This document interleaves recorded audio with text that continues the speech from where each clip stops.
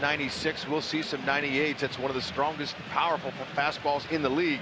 If he can spot that, he'll use a majority of pitches there.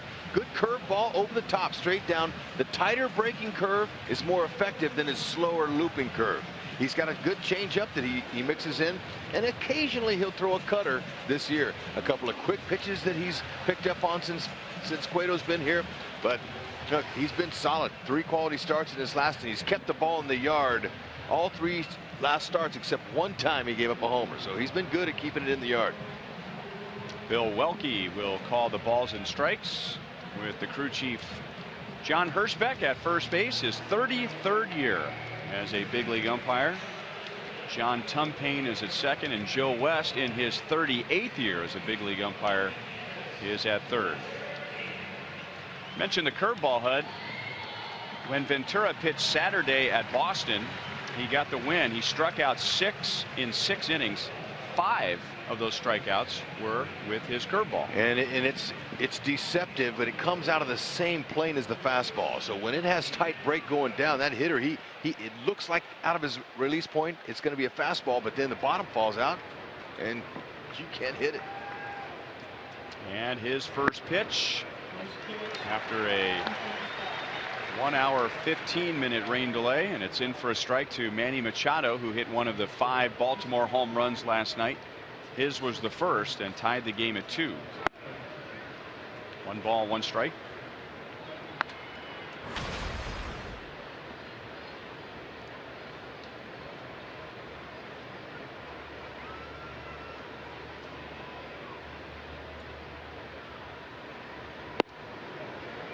Little bit inside. 2 balls, 1 strike. Machado's been extremely aggressive so far early in the counts in this series so far. He has a good power to pull power, but he can go all fields. 2-2.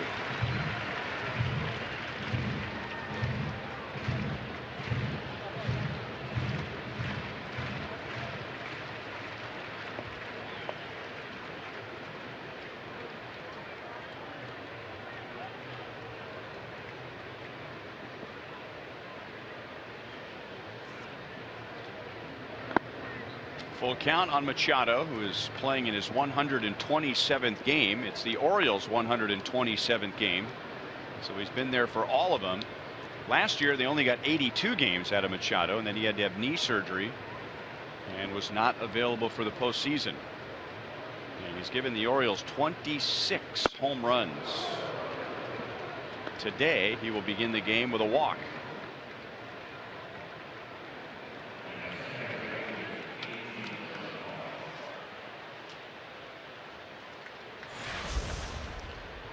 There's his repertoire right there. Fastball, curveball, changeup, very few cutter, sliders. He doesn't really need those.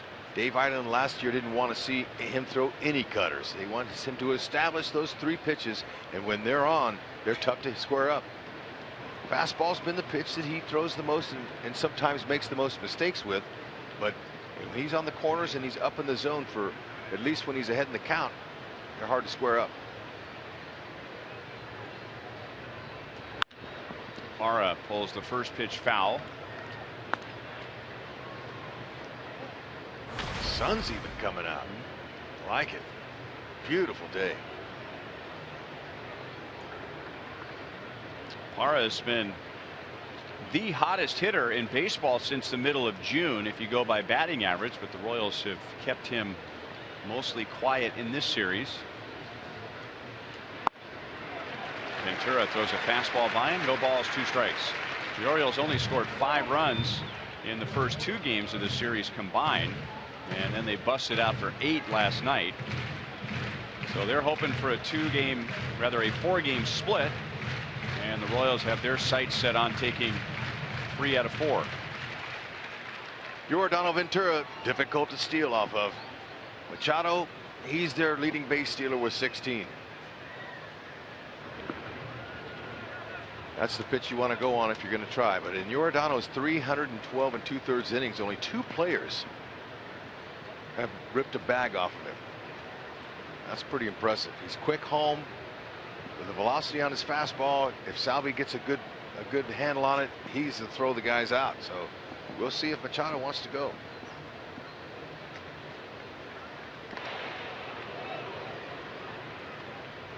Those two players, Joey Gallo and Yoenis Cespedes. Only two in his career that have ripped him off successfully. Maybe Cespedes you'd expect to try and steal a base, but not Joey Gallo. There's that breaking ball, and remember, he struck out 5 with that pitch on Saturday at Boston, and that's how he gets his first strikeout today. He teases them with that hard heater, and gets those hitters looking for it, and then he drops the hammer. There it is, straight down. Great angle. Start your swing, it's hard to stop it.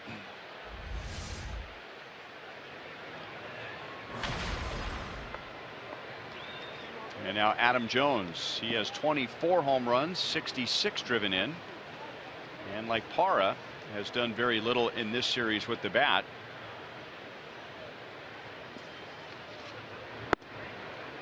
Jones is 0 for his last 11. He did hit a 2-run home run on Monday night in the first inning against Chris Medlin, but very little offensively since.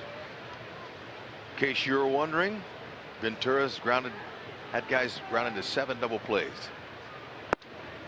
And you probably want to know what Adam Jones has done and how many times he's hit into a ground ball double play. 16 times leads the team. Lane ball candidate right here.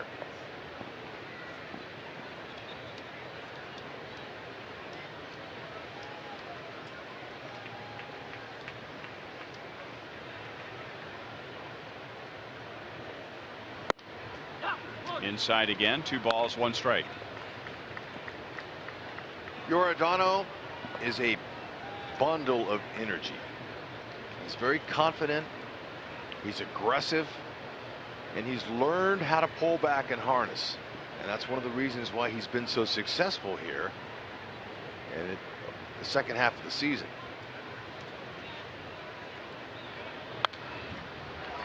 I think Rhino, since they optioned him to Omaha on July 21st, and then Vargas got hurt and he was recalled the next day, he didn't even pitch a day in the minors, but I think that woke him up a little bit. And then with the addition of Cueto, now he's saying, oh my gosh, I got another chance and I want to look good for my new teammate. It's really changed his focus.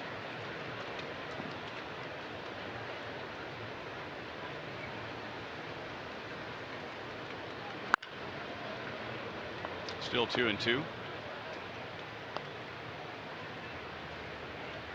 Jones is not up there to walk. He is very difficult to walk. 2 years ago, he had a stretch of 43 games in between walks. So especially with 2 strikes here, if it's anywhere close to the plate, he's going to be swinging. Perez sets up down and away. And the pitch is down and away. 3 balls, 2 strikes.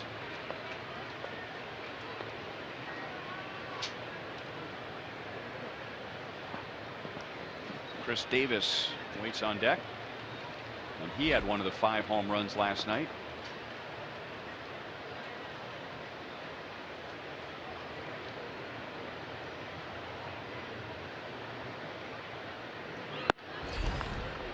And Jones does walk, so Ventura has walked 2 in the top of the first inning, and that puts 2 on for the middle of the order.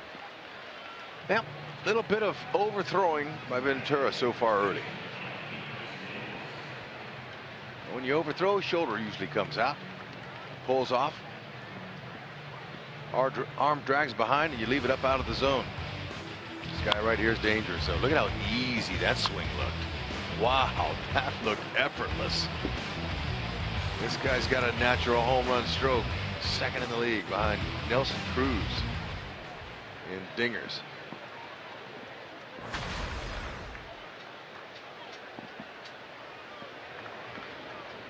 '91 driven in with more than a month to go in the regular season, and he has Machado at second, Jones at first with 1 out.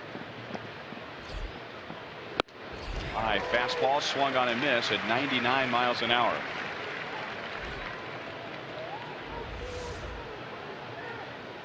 You can tell this whole series, Royals pitching has been trying to get him up. It's extremely dangerous with a ball down. Ooh. Slide step. Yeah.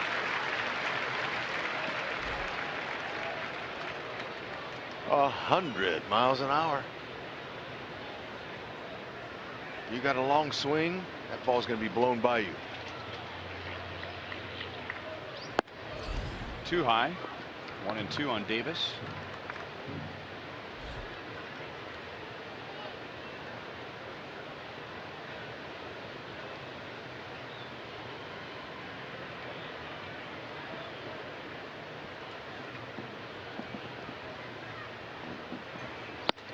And now 2 balls, 2 strikes. A lot of standing around on defense as Ventura walked Machado, then he struck out Parra, and then he walked Jones.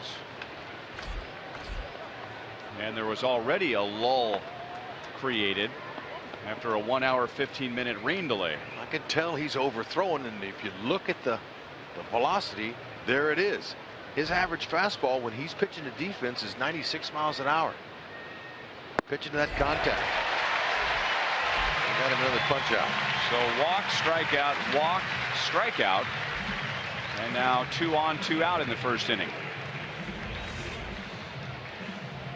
Another high fastball. You see how Davis has that natural uppercut swing, and you can't hit a pitch at that velocity with an uppercut. That top hand's going to have to come into play. That or you're better off taking it.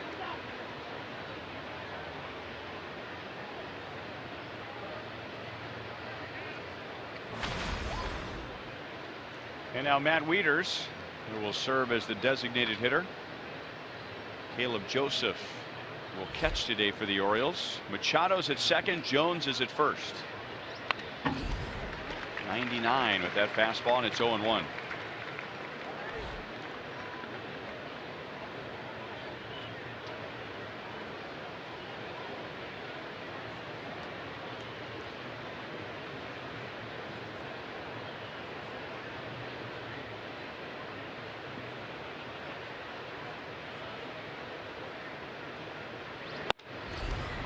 One ball, 1 strike.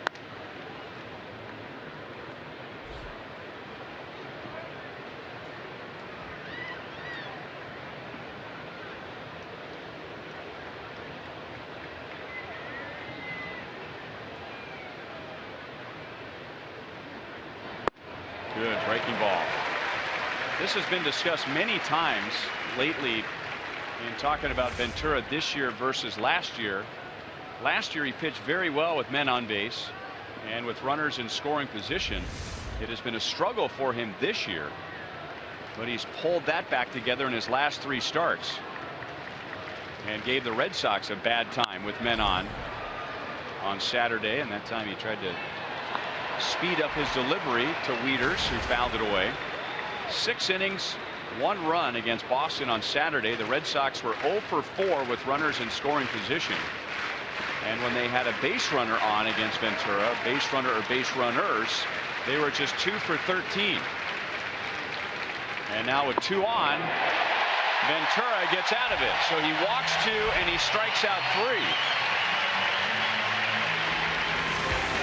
Hard throwing or not, that hammer's working. And Wieters, you got to go.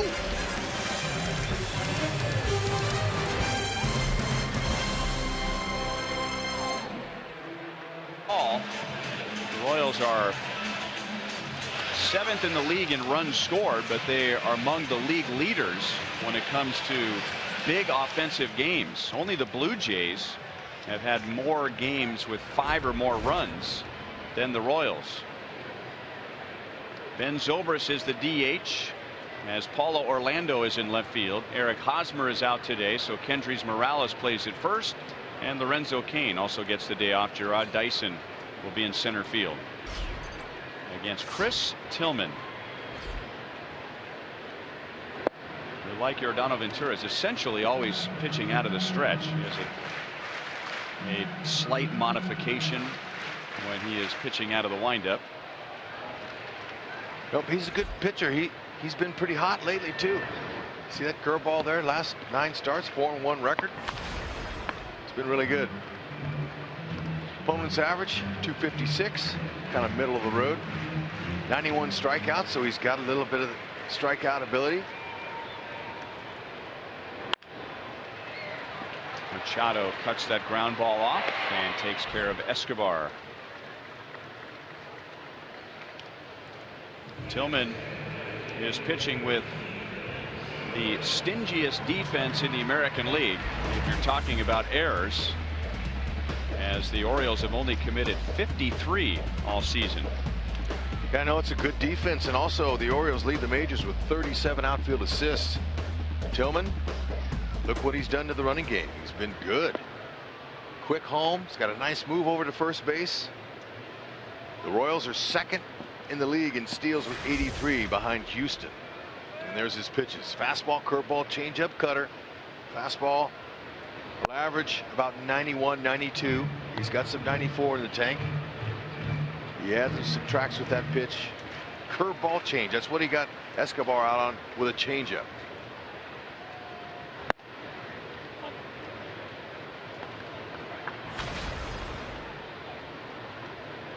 Zobrist has 4 hits, and he's reached with 4 walks in the first 3 games of the series, and he scored 4 times as Tillman misses inside, 2 balls and 1 strike. Zobrist has 3 home runs in his career off of Tillman and 6 hits.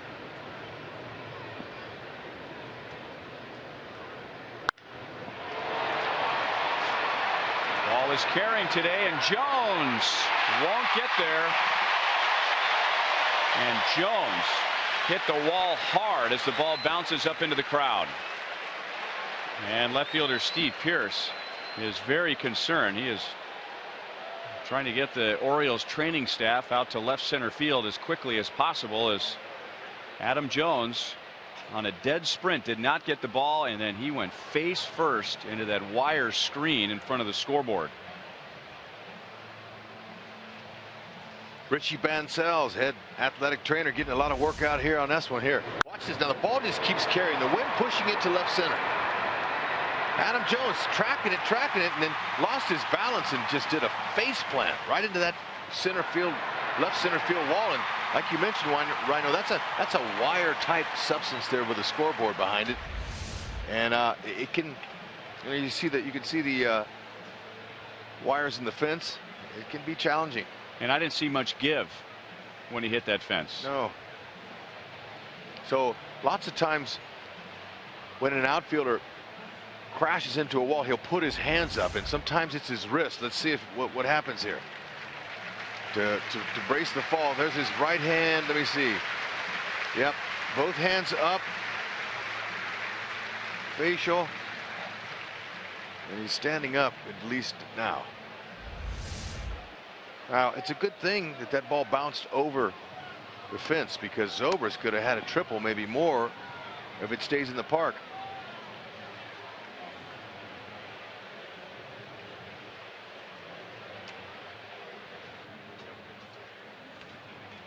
That is a veteran trainer move right there. When a player hits the wall that hard, one thing may hurt more than anything else, but as you were saying, Hud, he was also checking out his wrists, he was checking out his shoulder, so maybe his face hurts more, his neck hurts, or his shoulder, whatever. But sometimes when a player hits the wall that hard, we find out the next day that 2 or 3 other things were bruised. Yeah, well, it looks like he's going to stay in the game. Manager Buck Showalter knows how important he is to his team.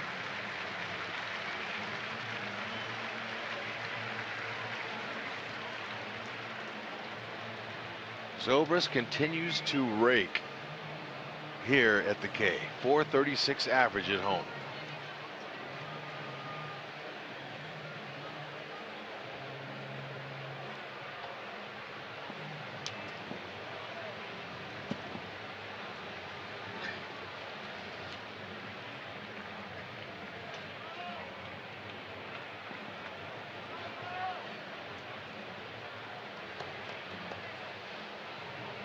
Jones now is reminded of the situation. A runner at second base, 1 out. He's one of the most liked guys in the game by players on other teams.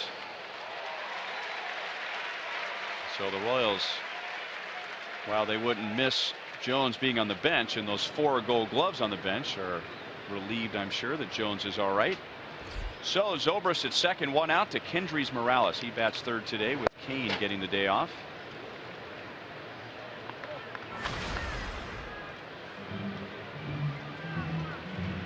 Morales has homered and driven in 2 in this series, and he has walked 3 times. 5 for 9 off of Tillman. Curveball not working there. Morales has been doing a great job of driving in runs all year. Obviously, we showed you the number of RBIs, but it's .353 average with runners in scoring position. Very consistent. Both sides of the plate, it doesn't matter. Hits the ball where it's pitched. Great hand-eye coordination. He'll go to left field as well as pull it from this side of the plate. Down and away, 2-1.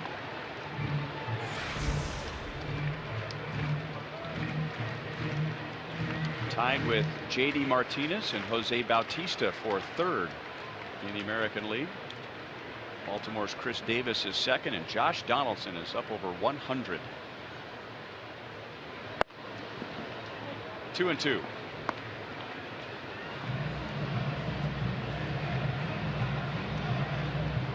Tillman got that fastball by him there, but I think Morales, he's looking soft on Tillman. Tillman's been throwing curves and changeups to him.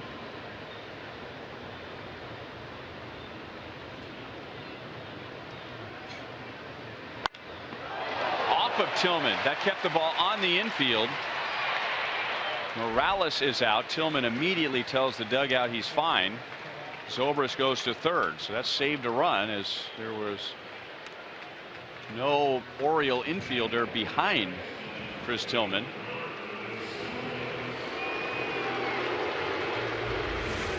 Too bad for Morales. That's some bad luck there. He tried another piece of cheese, and that ball was crushed. Hit it right back at him. Hit him on the inside of the left leg.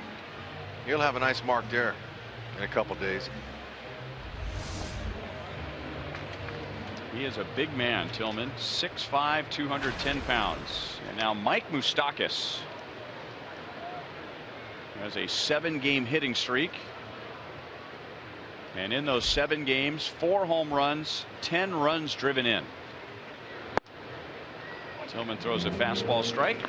We remind you to look forward to Miller Time later in today's game, brought to you by Miller Lite. Okay, look at that defense there. They're kind of straight up on Moose.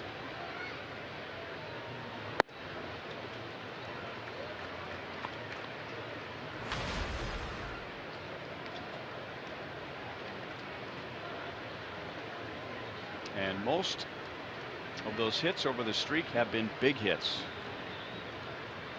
Trying to give the Royals the lead in the bottom of the 1st inning with Zobrist at 3rd. 2-1.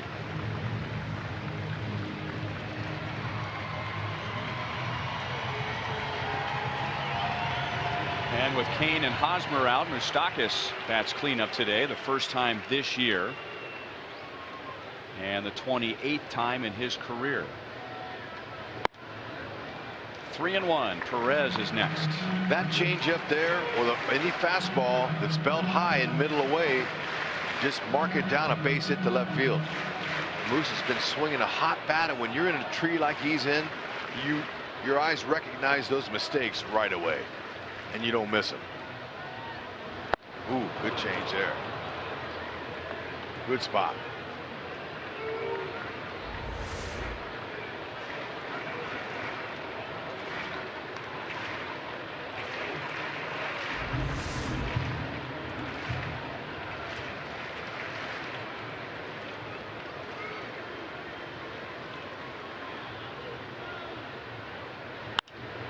With a fastball at 94, and it's fouled away.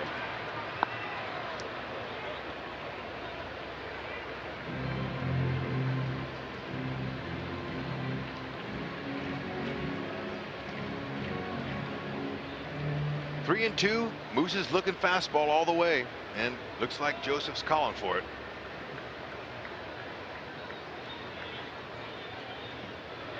And it was up and out of the strike zone. Zobrist doubles and is stranded at 3rd base. No score at the end of 1. Tell us about the special day. Right. Sunday, September 6th is Special Day at the K, sponsored by Team Up for Down Syndrome and the Royals. We're going to honor Doc Hunsley, who is the founder of the SOAR program. It's a program in the Kansas City area that supports families that have special needs. They have a respite night once a month, and it's a fabulous program. And so we're going to raise funds and raise awareness that day for that program. Okay, why and when did you guys form Team Up for Down Syndrome? Team Up for Down Syndrome was formed 17 years ago, actually, in honor of our son, Cade. Cade has Down syndrome, or as Rex likes to put it, he has UP syndrome. And so we wanted to support the community. It was really, in the beginning, just parents healing and helping one another. And so over the years, we've done a lot of fundraising and awareness, and we're hoping to continue that mission here in Kansas City. I wanted to ask you about that. What are some of the goals and the missions going forward? Okay. Oh, well, our mission statement is to support housing, health research, job training, family counseling, education, and other worthwhile causes. And some of those other worthwhile causes are social or educational endeavors, sports themes. And so we helped build an all-access baseball field in the past, and so that's one of our goals for the future, to do that in the Kansas City area and support the special needs community. I truly can say that Cade does have UP syndrome. Great catch there. No, it's going to pop out, and so it'll just be a double. Thought Dyson was going to track that down, but before he finished up, I mean, Cade, he truly is an UP syndrome kid. I remember going over to the house. You guys had a party last year, and I mean, there he was at the door to greet everyone, show them around the house. That incredible energy. Yeah, he's very passionate, and he loves people. Is very social. The social aspect for kids with special needs is so important too. Education is very important, but socially, we want to get them out here to the ballpark. We encourage families to come that day. It's hard for people that have families with special needs sometimes to get to the ballpark because they're not sure how their kid's going to react, and so we're going to have a ball that day. It's Family Fun Day Sunday, and so they'll be able to go out on the field, and if folks want to come and help us out, they can go to royals.com/special day and get tickets and join us on Sunday, September 6th. Love it, Jennifer. Thanks to you and HUD. And the last question I have, I think everybody wants to know, because people ask me all the time, is HUD really the same way off the air that he is on the air? And I say, no, he really is the same off the air as on the air. So is he really walking around the house the same as he is? We see him every day? HUD has an agenda when his eyes open. He's ready to meet the day, and yes, he's pretty much what you see. You get some shock the houses and call the cops in the house? Well, we don't get that, but there's a lot of excitement, let me tell you, a lot. All right, that is reserved for us, all of those. And HUD, as you often say, you have very much overachieved. Outpunted my coverage, Joel, like you, Rhino, and Holtzy. All of us did, buddy. Thank you so much. Why haven't we had her on before? No question. Well, they asked me earlier, HUD, why don't you explain what's going on? I said, no. I'm not doing that. Let the president of the organization talk about it. Yeah. Yeah. No kidding. Anytime we can get a huddler on who speaks English fluently is better for the broadcast. I totally agree. But how about Ventura's breaking ball again? We talked about it before the game, how many strikeouts he had in Boston with it. That is a special pitch following that massive fastball he's got in. And the hitters, they're guessing fastball, but because it comes out of that same release point, it tricks them. That's simple. Well, again, against the Red Sox on Saturday, 6 strikeouts, 5 with the curveball, and now today, 5 strikeouts, 4 with the curveball. He struck out the side in the first inning, working around a couple of walks, and now working around the air. He has struck out 2 more in this inning. And now Joseph takes that curveball in the dirt. Caleb Joseph batting 9th and catching for the Orioles today.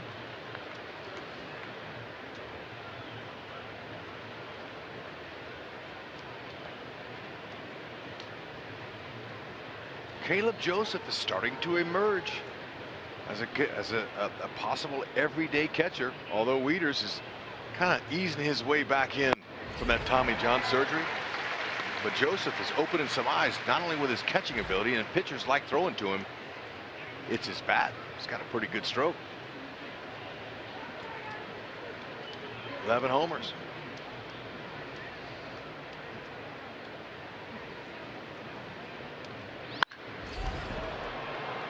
Dyson is back. The ball is carrying today, and now backpedaling onto the warning track. So he atones for his error. And Ventura, with 5 strikeouts, has 2 scoreless innings. Weapons. That's all you need.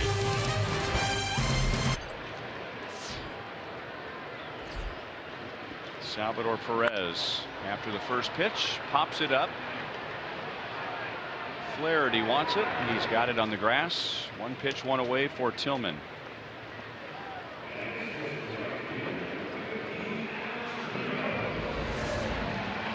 Dyson tracked this ball perfectly. Took a good route to it, and just for some reason couldn't glove it in that big outfielder's glove.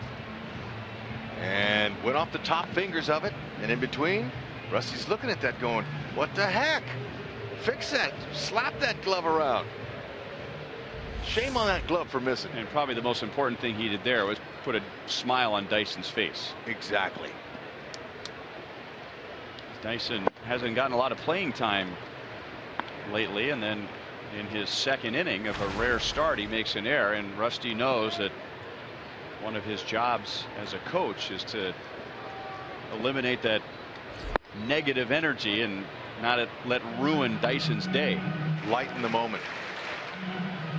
Yeah, and there's been many a player out there, Rhino, coming back into the dugout after missing a ball, looking at their glove, slapping their glove and saying, that's your fault. What the heck are you doing?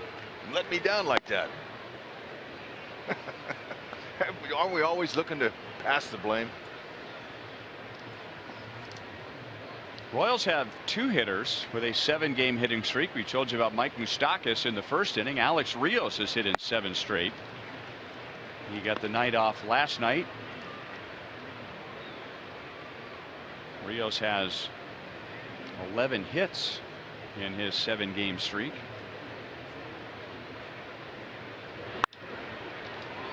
Deep short. Flaherty plants his feet, throws high, and Rios beats it out.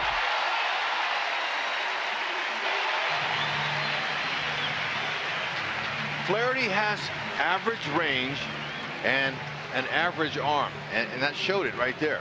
We're used to seeing Escobar and some other shortstops really get on top and cannon the guy out, hosing. Now he had time to plant himself. Ball just didn't quite get there in time. It looks like Rios ripped it off, or he's able to beat it out. It's the importance of staying on top of the ball, and sometimes if you don't have the strongest of arms, you got to position yourself in a right spot so where you can get around it and get the throw off quicker. So it's an infield single and an 8-game hitting streak.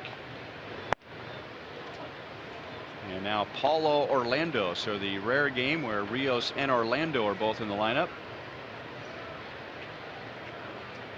You know, Ryan, two-time world champion David Eckstein, he didn't have the strongest of arms. He could, he had just enough to get it over to first base, but he positioned himself in such a way. 2 down.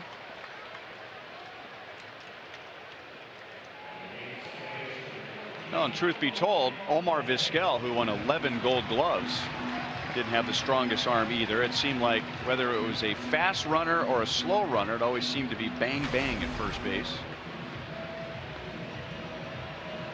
But it was his hands and his footwork that allowed him to make, it seems like, every single play.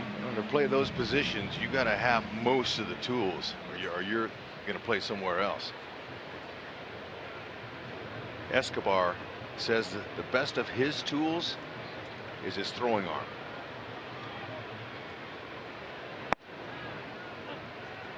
Strike 2, Omar Infante.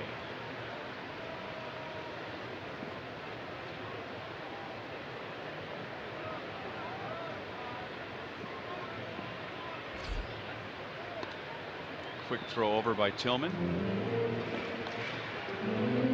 He showed you in the first inning he is tough to run on.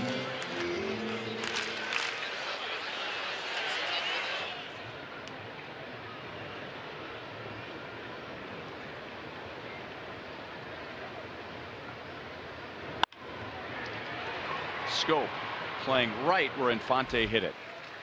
So the force at second base, no score at the end of 2.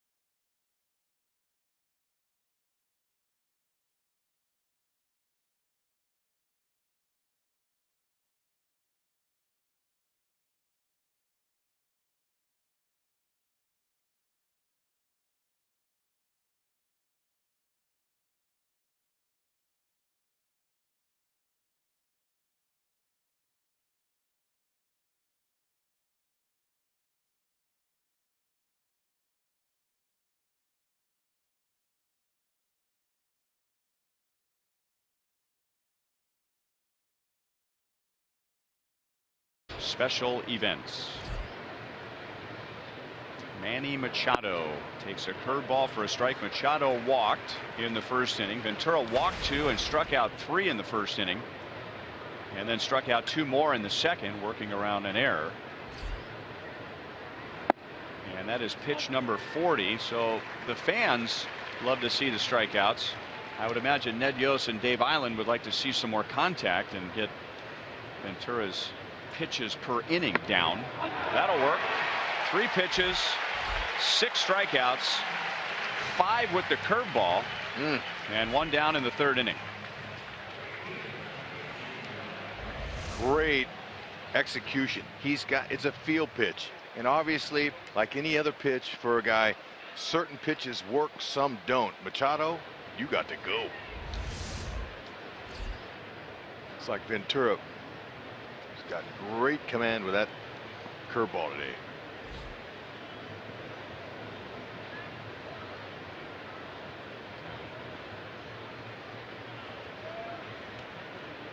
And yep, somebody yelled balk. So let's see who's going to move up to the next base. Nobody else. Always saying, follow me, just watch me. Take it easy. Let's harness that energy. Got a man there. And now the Royals are lined up perfectly. Parra hits it hard, but Orlando was a few steps toward the line. 2 down, so 4 pitches so far to get the first 2 outs.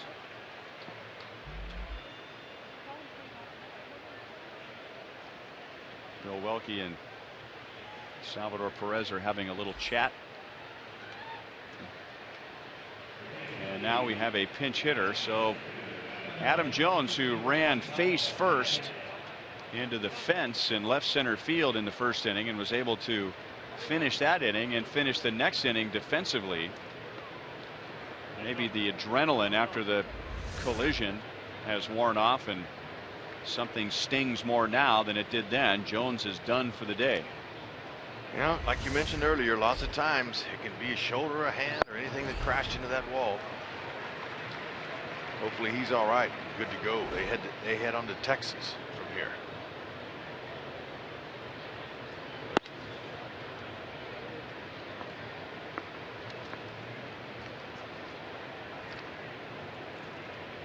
So the Orioles bench coach John Russell makes the adjustment on the lineup card in the Orioles dugout.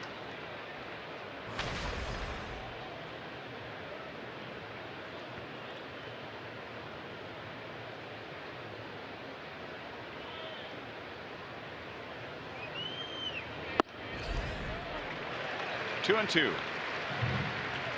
Tough to come off the bench anytime, but when a player gets injured and you've been sitting there cold and now you got to face a guy like Ventura, that makes it really tough.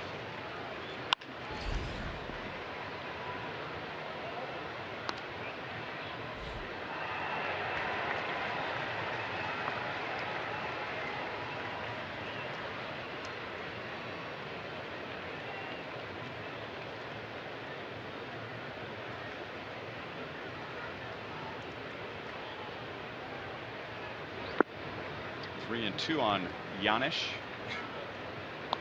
known more for his glove than his bat. and mostly an infielder, but he is pinch hitting here for Adam Jones.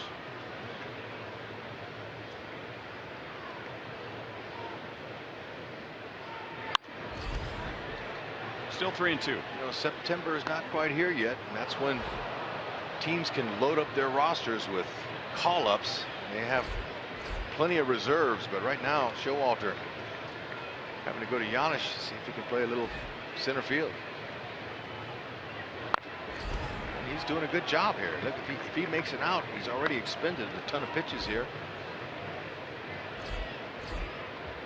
An 8-pitch at bat, and Ventura's overall pitch count is at 50.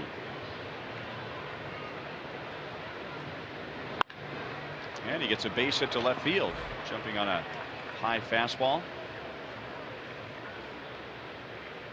And that gets Davis to the plate with a man on.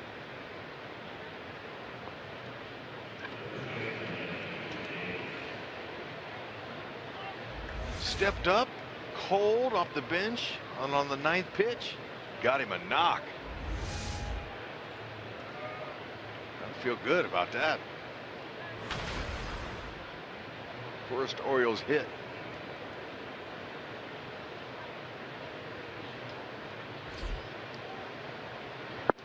Ventura has struck out 6. And the only strikeout with a fastball today has been against Davis in the first inning. The other 5 with his curveball. You got Davis with a fastball up.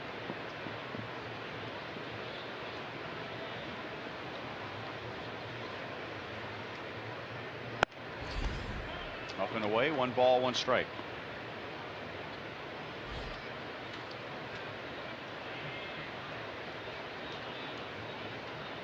That makes Chris Davis 0 for 5 with 4 strikeouts against Ventura. Sal wants a fastball up again, and it's up and in. 2-1.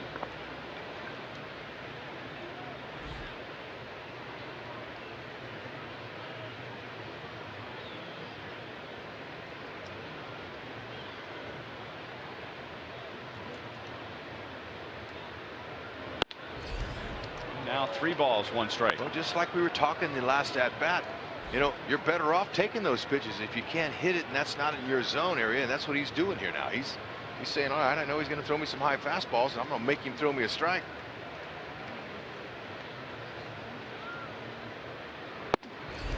And that's a walk. Ventura's 3rd. So after a long first inning and a nice recovery in the second inning, Ventura had 2 outs in the 3rd on 4 pitches. But then Giannis had the 9-pitch eventual single, and now Davis with a walk, and this is turning into a long inning for Ventura. He's coming up on 60 in just 3 innings. And now let's look at these spots here. These aren't missing by much, I'll tell you that. That's for sure. And really, Davis, he earned that walk by his plate discipline. He just figured that, you know, I can't hit that pitch up there. I'm going to take it.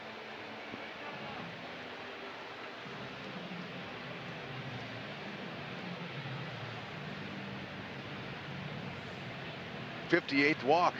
That's the most by the Orioles, who, by the way, are a little bit like the Royals. They don't walk. Royals have the fewest walks in the American League. The Orioles have the 3rd fewest walks. So 2 on, 2 out to Wieters, and that breaking ball is just inside. And Ventura, like some of the fans here today, are wondering why some pitches aren't being called strikes. Wieters struck out looking at a curve in the first inning. Changeup, 1-1. This is back in the first. Both of Ventura's secondary pitches are above average. Fastball's way above average. Fooled him badly, but 2 Orioles are going to gain 90 feet on a wild pitch. Ventura's 7th wild pitch of the season. Gets away from Salvi. Salvi knew it was coming, and he does all he can, just hit off the heel of that glove. Tries to center it in his glove, but doesn't always happen.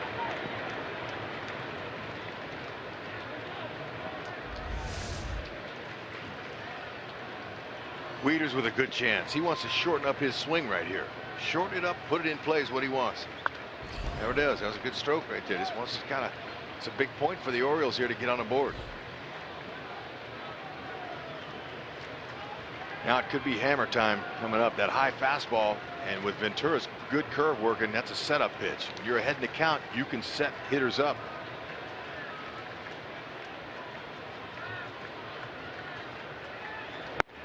Got him again with the breaking ball and made him look bad. 7 strikeouts, 6 with that curveball. The pitch count continues to grow, but Ventura has 3 scoreless innings. Great job with runners in scoring position. Fouled away by Dyson, so he leads off as the number 9 hitter. Dyson, Escobar, and Zobrist. Dyson hitting .261 all year, but in his last 10 games he is hitting .391. Down, no balls, 2 strikes. He's had a week off in between action, and that's tough for timing, but when you have his skill set with those legs, stay on top of the ball and put it in play. Ooh. I guess that got him. It looked like it might have, but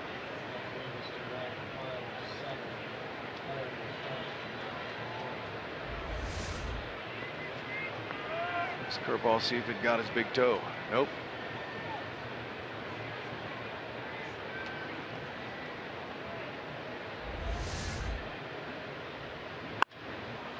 Up the middle, and that's Giannis. So Giannis does not go into center field, but Buck Showalter had to move around a lot of pieces to compensate for the loss of Adam Jones coming out. Ryan Flaherty, who was at short, is over at first base now.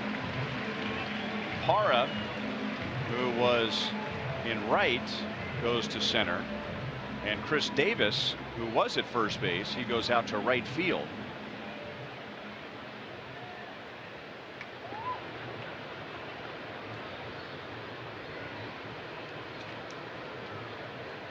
So no offense, but I'd like to hit the ball to right field.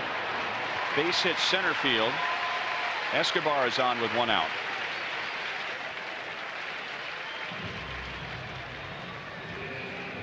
And if Davis plays any right field at Camden Yards, this is a much different right field here. He has a lot more area to cover than he would be in Baltimore. I'm with you. If you could only aim it all the time, that would be beautiful, but you just can't now. You see his right hand taped up, and what that's telling me is he's got a blister in the palm of his hand. That's the bottom hand when he swings on the knob, and sometimes that knob will continue to rub and fester, and a lot of guys this time of year have a big callus right there. We'll have to check it out next time he comes up, see what kind of bat he's using. Some bats don't have knobs on them. You can flare them out, and others do. Some guys hold their pinky finger off the bottom of the knob, so we'll check him out. Zobrist hit a ground rule double in the first inning, which led to the removal of Adam Jones. Jones went face first, both hands first, right shoulder first into the screen in left center field. He finished the inning and then came back out for the next inning, and then Giannis hit for him in the third. Tillman throws over to first base, and Escobar was standing on the bag. That surprised Flaherty every bit as much as it did surprise Escobar. Escobar got to see his move firsthand. Didn't even have to get a lead.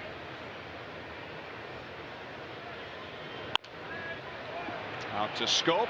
Escobar jumps over the ground ball, so he moves into scoring position as Scope throws out Zobrist, 2 down. Davis, by the way, in right field. Dave Holtzman looked it up for us. He's made 27 starts this year in right field. I don't ever remember him playing right field against the Royals, but as we talked about last night with the departure of Nick Markakis, who was their longtime right fielder, and Nelson Cruz, who was playing a lot of left field, the Orioles have really had to scramble this year to find a regular in either right field or left field this year. Right man, right spot. 44 2-out RBIs. That leads the majors for Morales.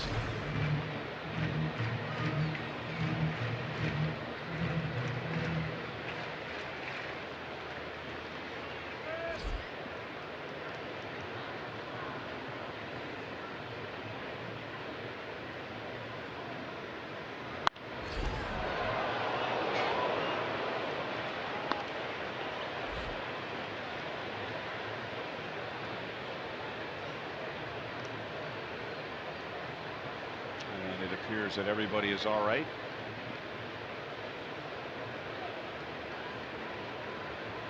We saw a story where the Philadelphia Phillies, after an incident in their ballpark, are going to extend the netting down the lines. No swing. An emphatic call by Joe West. Maybe he's not a morning person. Well, it's 3:44. Well, I guess it is a little bit later. Well, it's morning somewhere.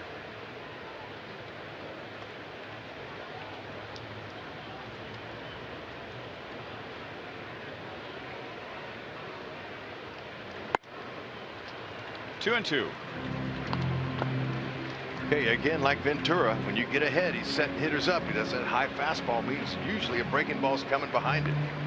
Get that hitter's eyesight up there in the zone, and then you drop the hammer. We'll see what he decides to throw here.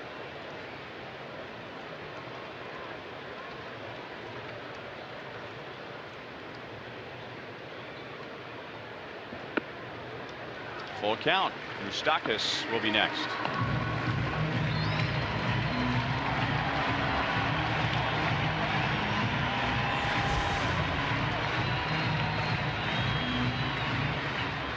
Morales is 5th in the American League in situations like this one.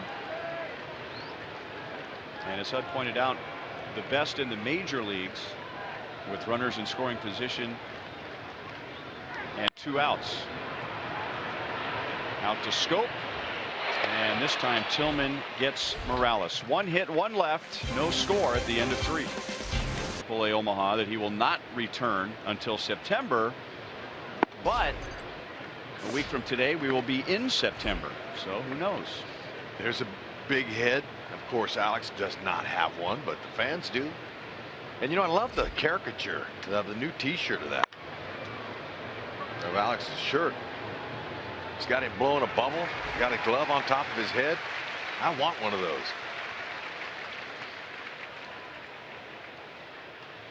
There it is.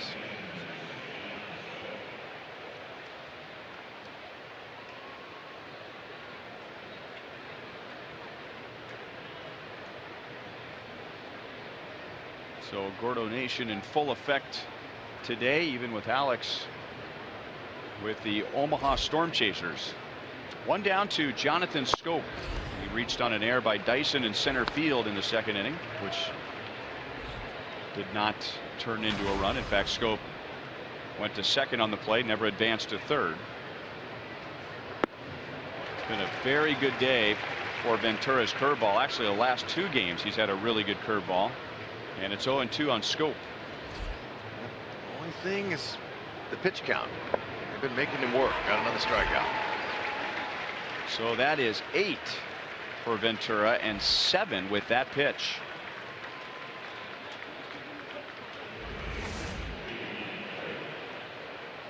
Stays on top of it well, and you know, it's a shorter break. We talked about it, but it's very tricky. You're almost better off, if you can recognize it, to not even swing at it. Seen a lot of check swings. Flaherty fouls it away.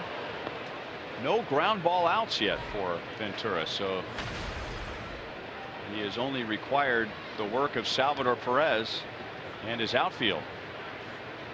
Flaherty struck out on that curveball in the 2nd inning, and now a changeup, and he, with a check swing, sends it into the crowd. And that 1st inning, Ventura didn't need any defenders at all. They may as well just sat in the dugout.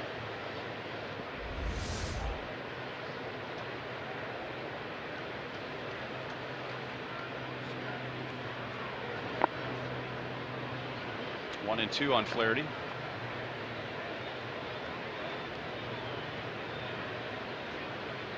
This will be pitch number 70 for Ventura. Salvador Perez wants him to shake off a couple of signs. Then he goes with the breaking ball. 9 strikeouts, 8 strikeouts with a curveball. So that pitch is on today, to say the least. Ooh, man, but so is this guy. Can't wait to see him at the plate. Hugging me. Aren't many day games left, though, this season here home. 2-0 on Moustakas. We remind you to vote for the Royals Player of the Month at rallyhouse.com. And you'll be entered to win a majestic prize pack from Rally House. Left center field. The ball's carrying out that way. It is off the wall. And Mike Moustakas gets another hit to the opposite field. He has a leadoff double in the 4th inning.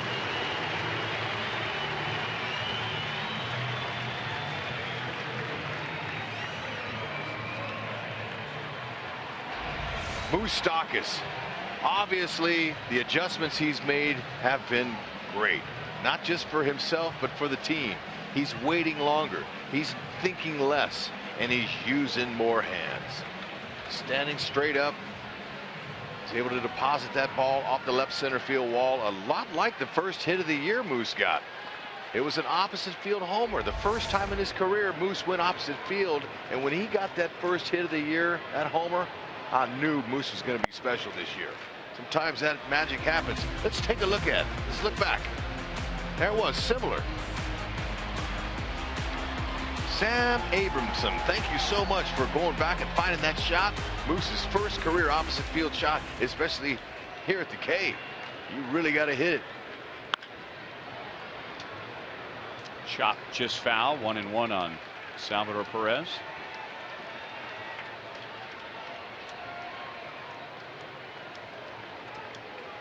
He has an 8-game hitting streak, Mike Moustakas does, but in his last 7 games, hitting .458 with 8 extra base hits and 4 home runs.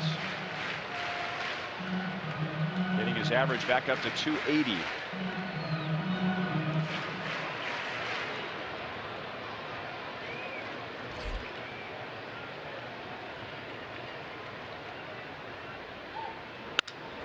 Broken bat, Moustakas read it perfectly.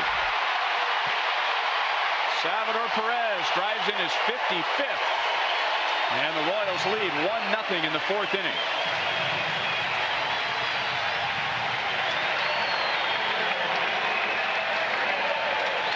Moustakas scoring his 58th run, getting on base with that opposite field double. And that was his 25th double. And it was timely. Jam shot, it'll work. Especially you lob it out there in between those fielders like that, man, you can't throw it any better. Moose, like you said, Rhino, great read. Watch this. He knew he didn't have to hesitate. That's by looking around, finding the outfielders, seeing where they're playing so you can react like that on contact. The Royals, they do everything well. Running the bases has helped them win, I'm going to say 10 or 15 games this year just by their heads up base running.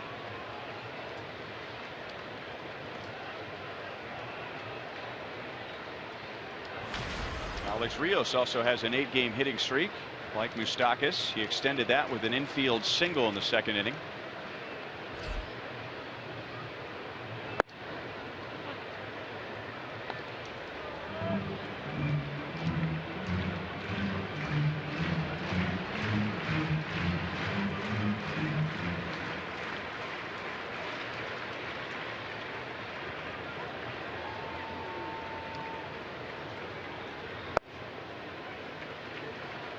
Two and one.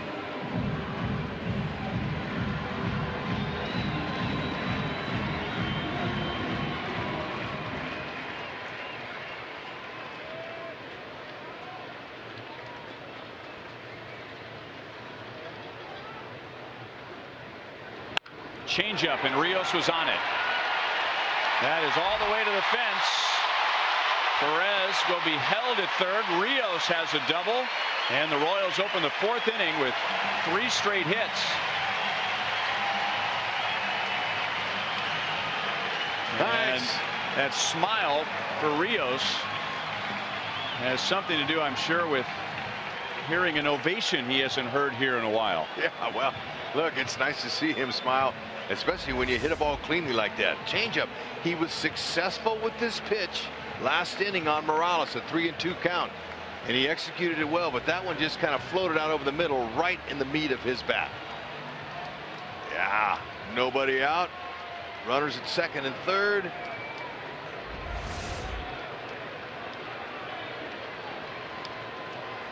So second and third and nobody out to Paulo Orlando, who lined out softly to the shortstop first time up. And he takes strike one. Let's go to Joel. And in this situation, Ryan, it would be hard to imagine Paulo Orlando bunting and squeezing in Salvador Perez.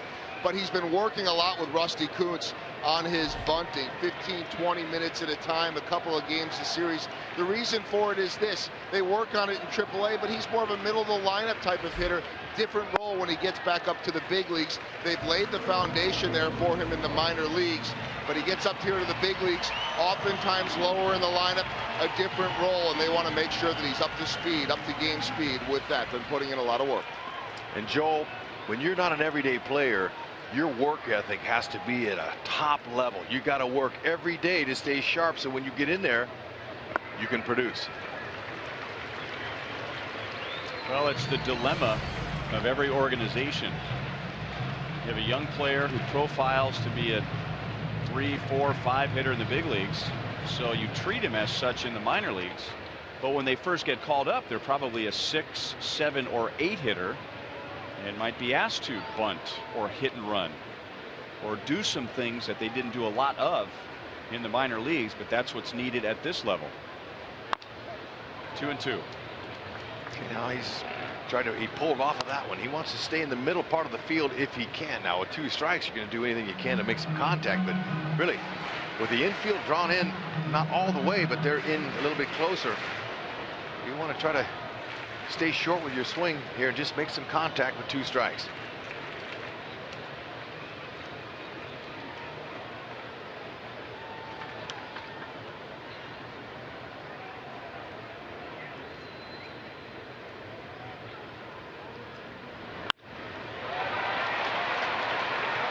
Davis waits for it, makes the catch, flat-footed, so no chance, even with Perez running. And Rios goes to third. 2-0 Royals, and a runner at third base with 1 out. Excellent job there. You were looking for that way. We're just talking about that. You got to get those runners in any way you can. Get them in and over. Rios, heads up job of tagging Davis. Got off a decent throw, but there was no chance to get it out anywhere.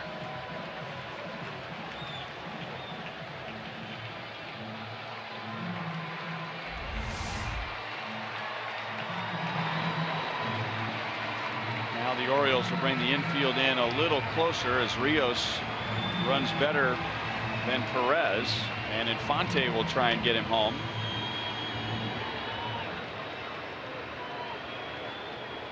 Same situation here. Think middle of the field if you can. Short swing, short and compact. Taking a changeup for a strike, almost as if he knew that he wasn't going to get a fastball in the first pitch.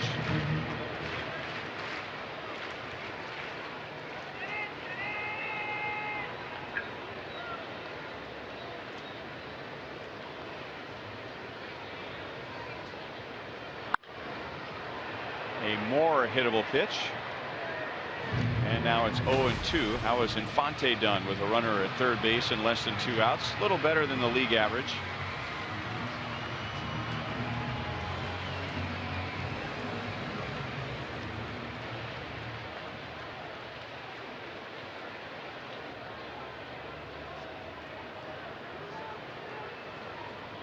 Tillman could use a strikeout. He has only 1 today. And And Infante making contact. It's going to fall. Up the line. Foul. Oh, well, I knew it was going to fall, but I thought that had a base hit written all over it.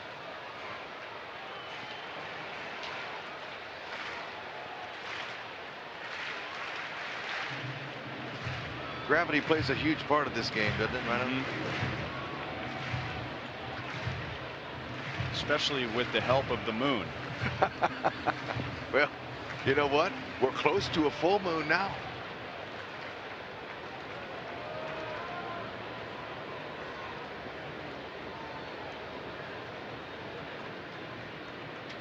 Going to try and get him with a changeup. But it stayed up. High and deep to left field. Sometimes the ball will straighten out in the corner, but not this time.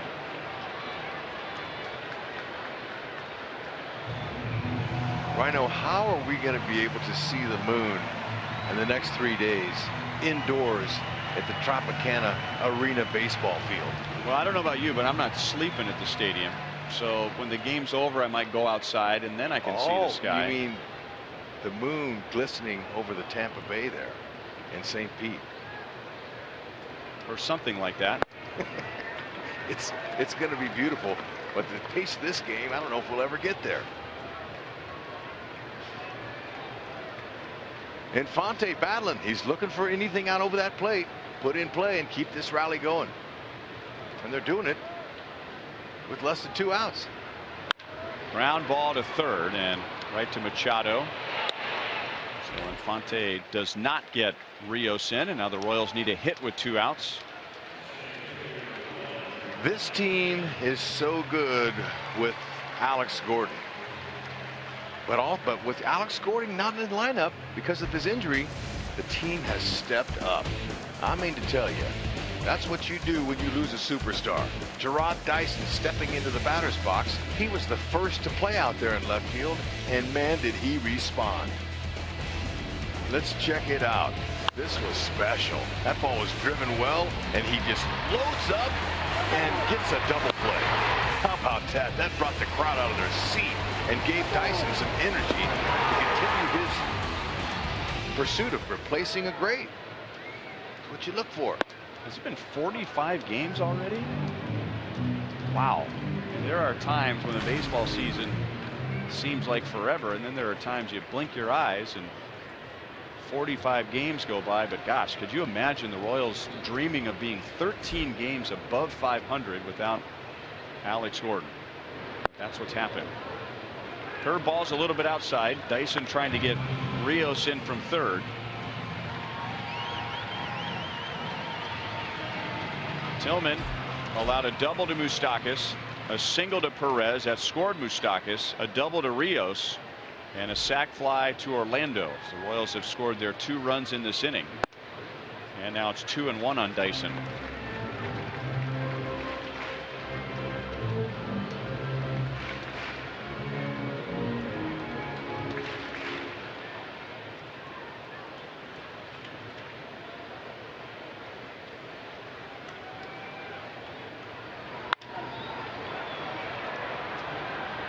Hara started in, and again the ball is carrying out to left center field, so he adjusts and makes a play.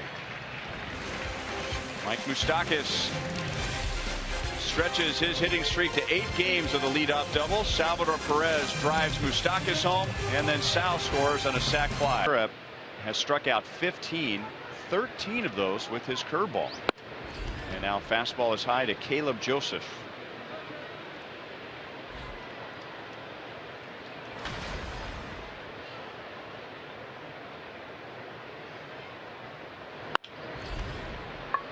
Diving play, Moustakas to his feet in time. And the Southern California kid who surfs as a hobby, those surfing skills came in very handy right there. Without a doubt. Now this would have been tough with Escobar, the backhand. The ball wouldn't hit all that hard, but Moose, takes everything he can get. Gets to his feet and lines them up directly where he wants to throw. Excellent. You got to get to your feet quickly. Look at the footwork. Very nice job of getting to your feet. Moose staying hot on both sides of the ball. Just imagine a surfboard under his belly when he starts to get up. That's right. And he's trying to catch that wave, but he caught that out for sure. Caleb Joseph, he's been frustrated here in this series. Manny Machado has walked and struck out against Ventura.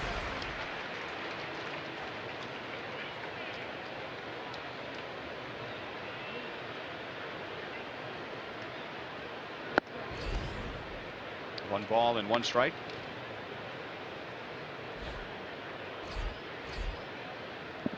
The Orioles have one hit so far. Ventura has walked 3, and the Royals have committed an error. And now more routine play for Escobar. 2 outs in the 5th inning.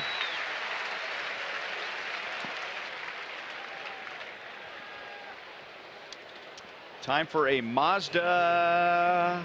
Hold on. Game break.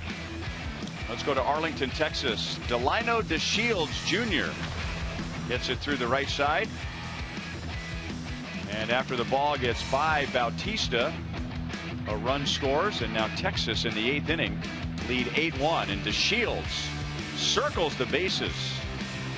So a base hit and an error, and it is 4-1 Texas in the top of the 8th inning. The Royals by no means have buried Minnesota. They have a comfortable lead at 12 games in the Central Division, but right now their focus is on the best record in the league, and they have a 6-game advantage over the Blue Jays in that category. So the 2 teams the Royals are keeping an eye on more than any other would be Minnesota in the division and Toronto for best record in the league. And Minnesota with a 6-game winning streak. They're at Tampa Bay tonight. They have moved back in for a wild card spot. It is disheartening for a team to win 6 straight games. The Twins are hot and only pick up 2 in the standings on the first place team. So obviously their eyes are set elsewhere. You still got to keep pushing for the team at the top. Morales, no problem.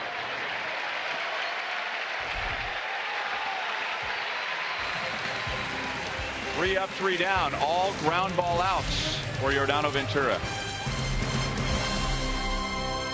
The gates are scheduled to open at 11:30, and that'll be the Royals and the Chicago White Sox. The Royals have a nice long homestand after the quick trip to St. Petersburg. The Tigers are here for 3, the White Sox are here for 3, and the Twins are here for 3.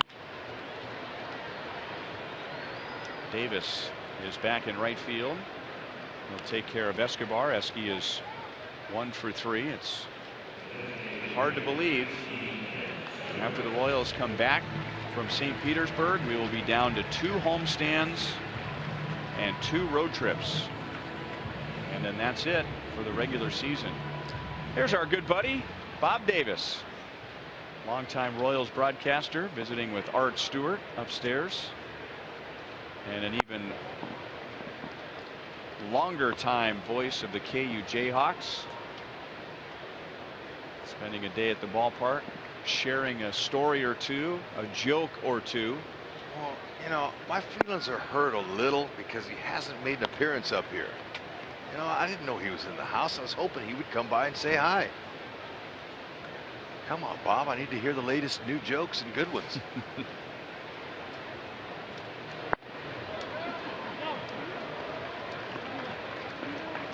BD was here with the Royals from 1997 through 2011 on both Fox, RSTN, and the Royals radio network. Base hit right field for Ben Zobrist. He has a 2-hit game. And boy, does Kauffman Stadium feel like home for him.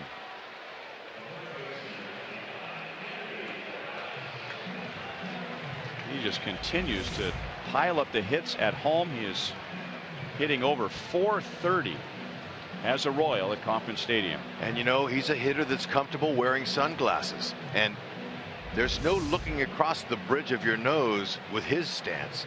He turns around with that chin and tucks that chin on that shoulder, and he has both eyeballs on the pitcher, and then the sunglasses really cut the glare down. So hitters that are comfortable hitting with him, it helps.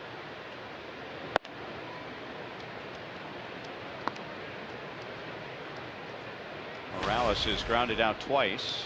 Once to the pitcher, once to the second baseman Scope.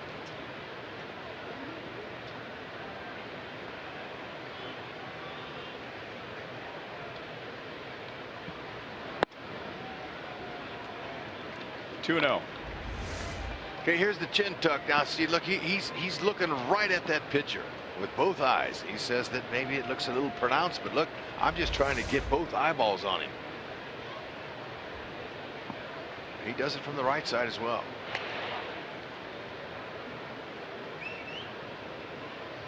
Dave Holtzman looked it up, and remember the old Michael Jordan commercial, "It's got to be the shoes"?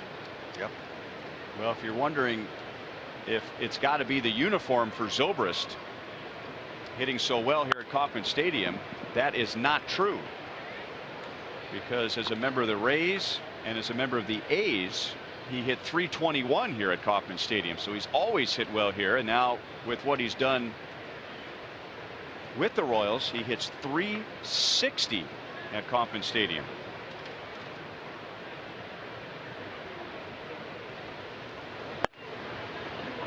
And now our next assignment for Dave Holtzman, where does that rank among all major leaguers with that many at bats? .360, and he's played a lot of games here. He's been good, but Dave Holtzman, sometimes he's even better. He can pull those numbers up in a heartbeat for us and help us out. We sure do appreciate him.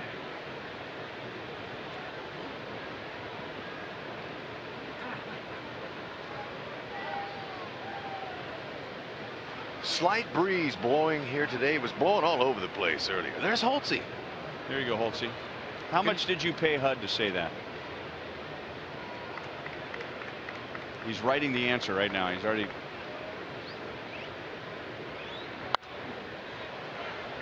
Yeah, Holtzy. All right, here. Let's just show him. Just show it. Can we go back to that camera? He writes.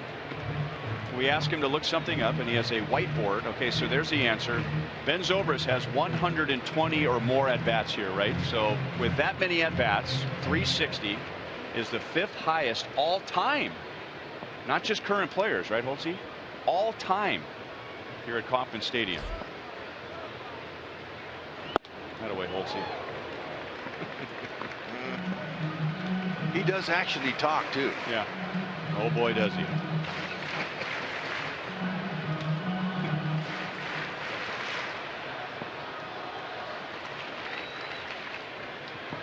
Morales now, this situation last time, Tillman got him out with a changeup. See if he comes back in there with that same pitch. Zobrist was running. He threw a heater that time. It was a good pitch by Tillman. He was able to get him to ground out.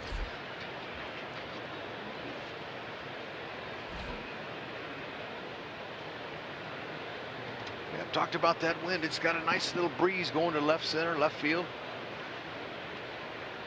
That wind can't contain Morales, though, if he pulls it. Gets a hold of one, it's usually long gone. Running again, and that's ball 4. So runners at first and second with one out. And the Royals' hottest hitter at the moment coming up, Mike Moustakas. DraftKings predicting the impact players of the day, the players to watch, and they were right with Mike Moustakas and Yordano Ventura so far. Go to DraftKings.com, enter the promo code VRoyal to play daily fantasy baseball for free.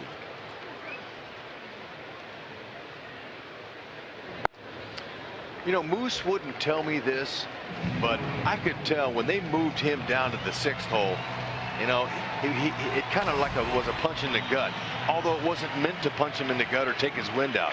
But for him, he's like, oh man, I was having so much fun in that 2-hole, and it took him several weeks to kind of get the feel of that and get himself back together again offensively as he was hitting in the 2-hole. Nice. Base hit right field. Zobrist will be waved home on Davis.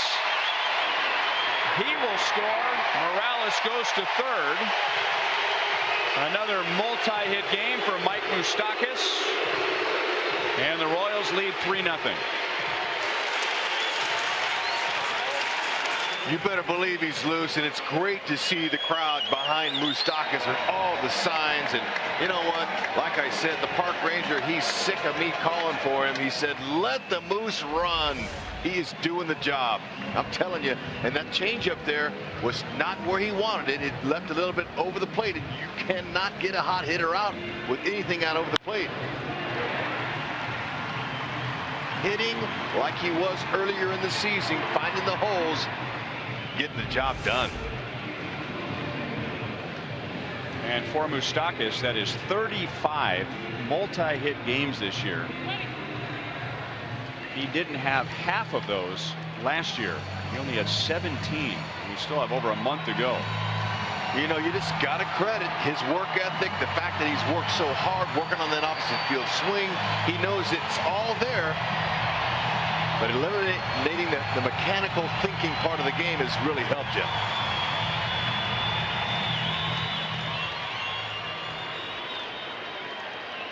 Salvador Perez has driven in one of the 3 runs, and he has a chance to drive in another one with Morales at third. They go to work now in the Orioles bullpen. The slider is high and away, ball 1. Jorge Rondon, who was just called up before this series began on Monday and has appeared in a couple of games, is the first man up. Salvi taking all the way. 1 ball, 1 strike. Salvi broke his bat in the 4th inning, but got the ball out into shallow left field. Moustakas was at second. He read it immediately and scored the Royals' first run.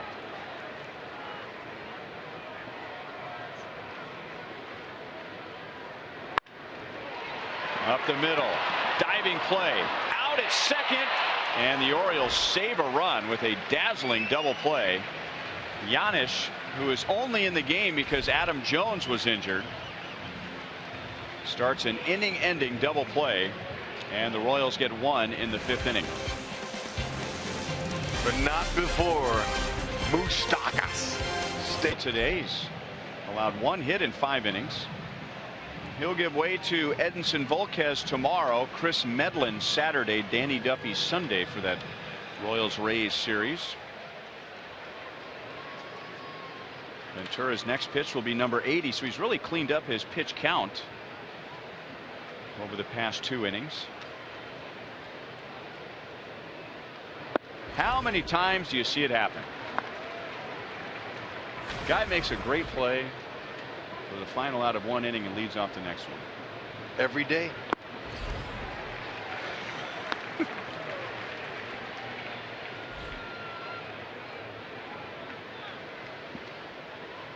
Dave Holtzman tells me the chances are 1 out of 8 in the American League and 1 out of 9 in the National League.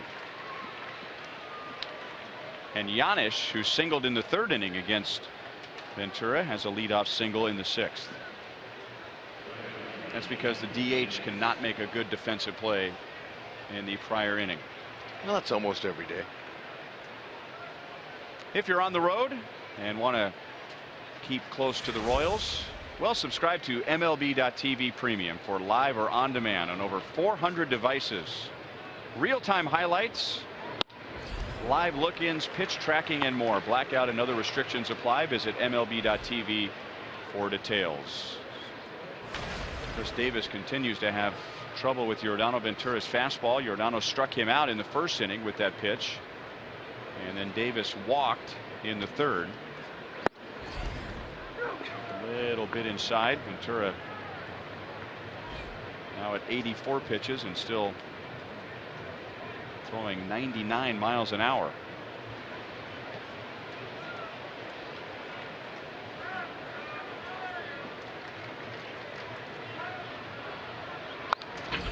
That's right where he wants to pitch him. 1-2. Right? Absolutely. That's where they want to pitch it. But you know, he took the last time he was up, he took those pitches. He wasn't even swinging at him, and Ventura walked him. And until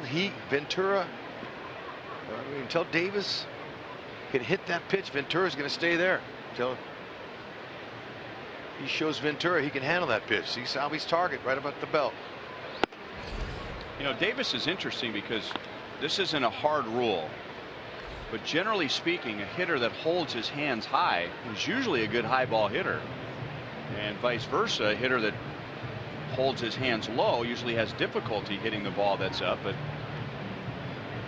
Davis, even though he starts high, he really drops his hands down as the pitch comes in. Right, and most hitters do. They all have their own different way they start, but when it comes to contact, every hitter has the same hand position. You have to in order to be successful consistently. Okay, now we can see, remember that wrap he's got in right field, but it's not going to help him here on that bottom hand. That ties Ventura's career high, 10 strikeouts and 9 today with his curveball. Third looking. That's a beauty. And you know he's got to go.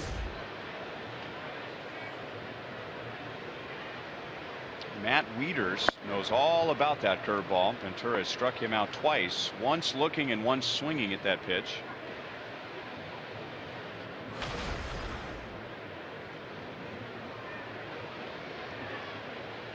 Ventura now coming up on 90 pitches.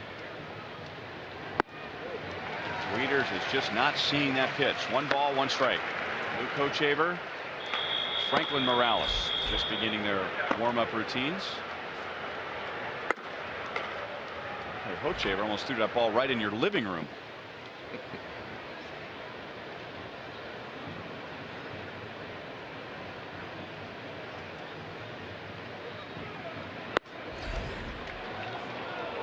Two and one on Wieters.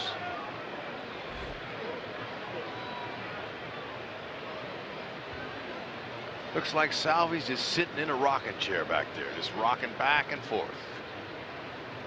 Just trying to command those pitches and that energy. He is just not picking up that pitch at all. Now Wieters, we talked about the glasses earlier. He's got some on, but he also has some eye black on. So it's a glary day, even though it's a little bit overcast. See, he's going all he can to take that glare away.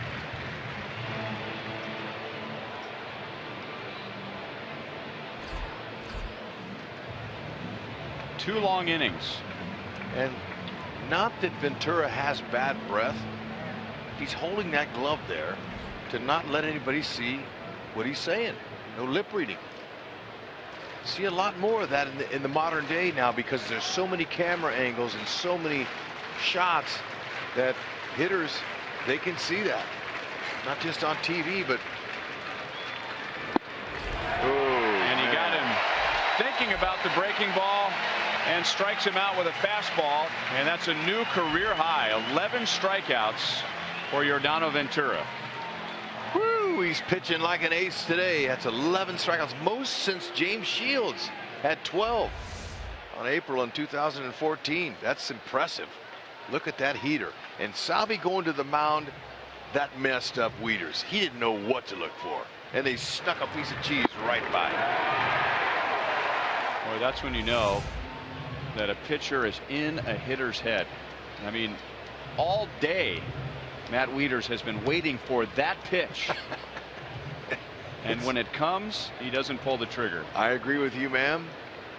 He is the ace Ventura for sure. And the second good start in a row after Cueto's not so good starts.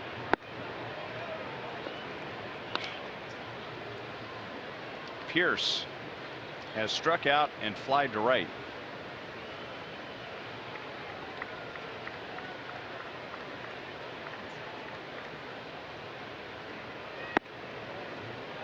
Close. 2-0.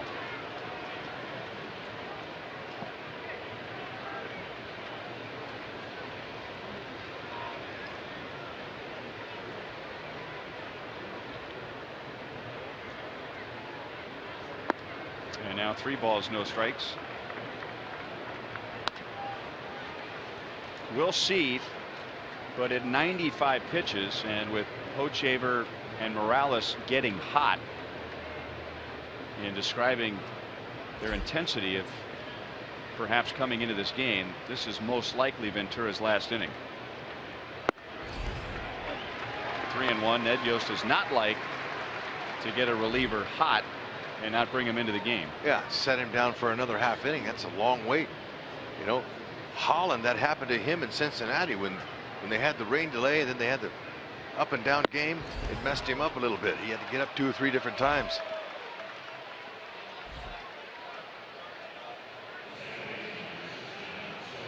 And now they begin to squirm a little bit in the Royals dugout. A home run here would tie the game. If Scope gets on, then a home run would put the Orioles in front, and Ned never wants to put his starter, who has pitched well and this late into the game, give them the possibility of losing the game. So now at 97 pitches, it's pretty much guaranteed that he is facing his last hitter. Giannis singled, then Ventura struck out Davis and Wieters, and now Pierce has walked. Up the middle, Infante will take it to the bag, and Yordano Ventura, with a career-high 11 strikeouts, gives up only 2 hits over 6 scoreless innings. Now that young man with that sign that he's missing school, I hope his teacher doesn't see that.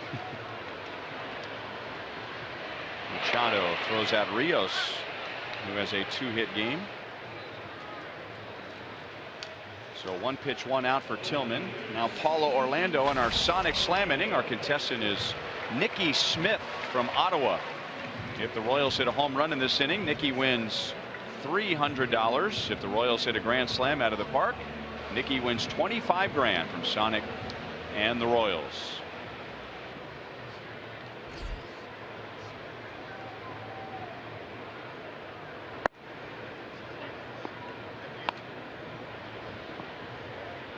Paulo Orlando lined out softly to the shortstop in the 2nd inning, and then hit a sac fly for his 19th RBI in the 4th.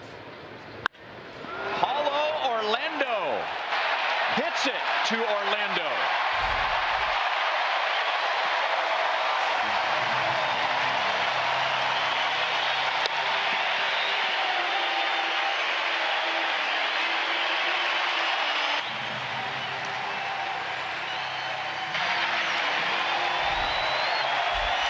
And the Royals lately have been owning the Sonic Slam inning. $300 on its way to Ottawa for Nicky Smith. Congratulations. The Royals lead 4-0 in the 6th inning. Had a Sonic Slam in 5 of the last 7 games. Man, pass out a set of earplugs, because that was loud off the bat of Paulo Orlando. That ball, he took it for a drink in the fountain. Nice. Paulo Orlando playing every game like it's his last. Just exciting to watch him on both sides of that ball.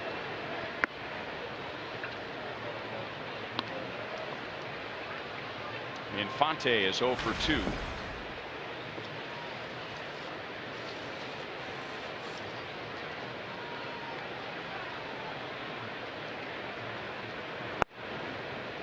Three balls, no strike. Tillman lost a little footing with that delivery.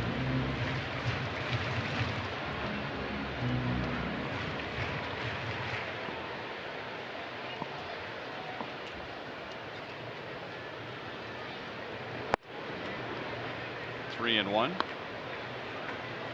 And they're back to work in the Baltimore bullpen. Tillman has thrown 94 pitches.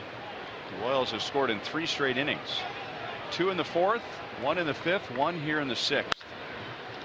Out to Machado. 2 down. Let's listen to how loud the Orlando home run was, our Dodge drive of the game.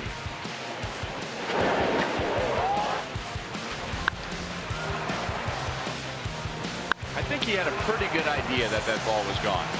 Sure was nice. You know, the hitter knows before the pitcher.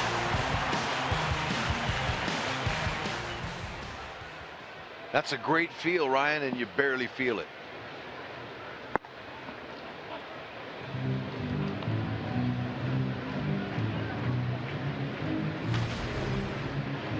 Dyson has grounded to short and flied to center.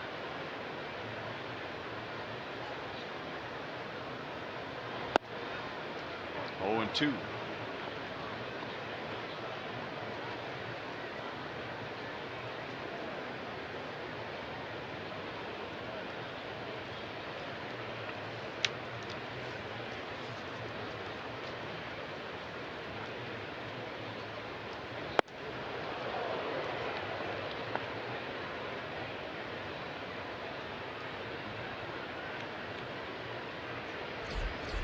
It's Rondon warming up again.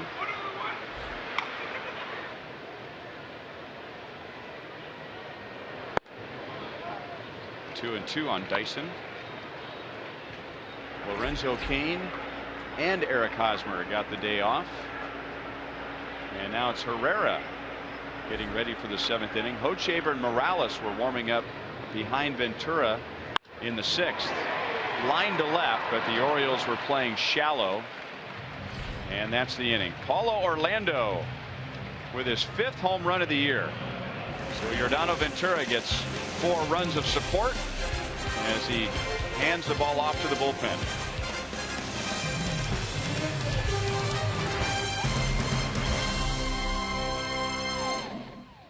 From the Orioles before hitting the road for 3, Kelvin Herrera comes on in the 7th inning to get Flaherty, Joseph, and Machado. Well, he's got a great fastball, just like Ventura, but he was excellent on Monday night, the opening game of this series. Let's check it out. He was vicious with that fastball, throwing some cheese, some cheddar cheese right by these hitters. That super slow-mo shows you what that little slider will do, as he's been bringing in more of that. Now there's the changeup. That's a beautiful pitch to keep those guys honest and off of that heater. That heater's around 98 to 100. It's plenty hard, but you know, you got to have a couple different pitches to give them some looks, because this is the big leagues. Best in the world play here. They'll get that 100 if you just throw it straight down the middle. There's the changeup. Flaherty struck out twice against Ventura. Ventura struck out a new career high today, 11. His previous career high was 10 last season at San Diego. 2-1.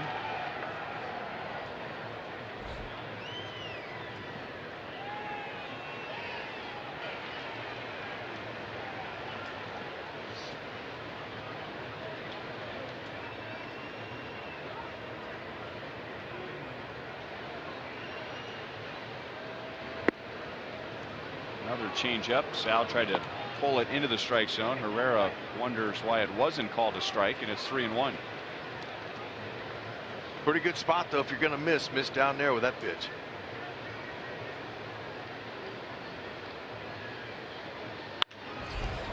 Fastball is hit high and deep to right field and gone. Ryan Flaherty, who was in a terrible slump, a deep slump when this series began, it's a home run for the 2nd time in the last 2 games, and Baltimore is on the board for the first time.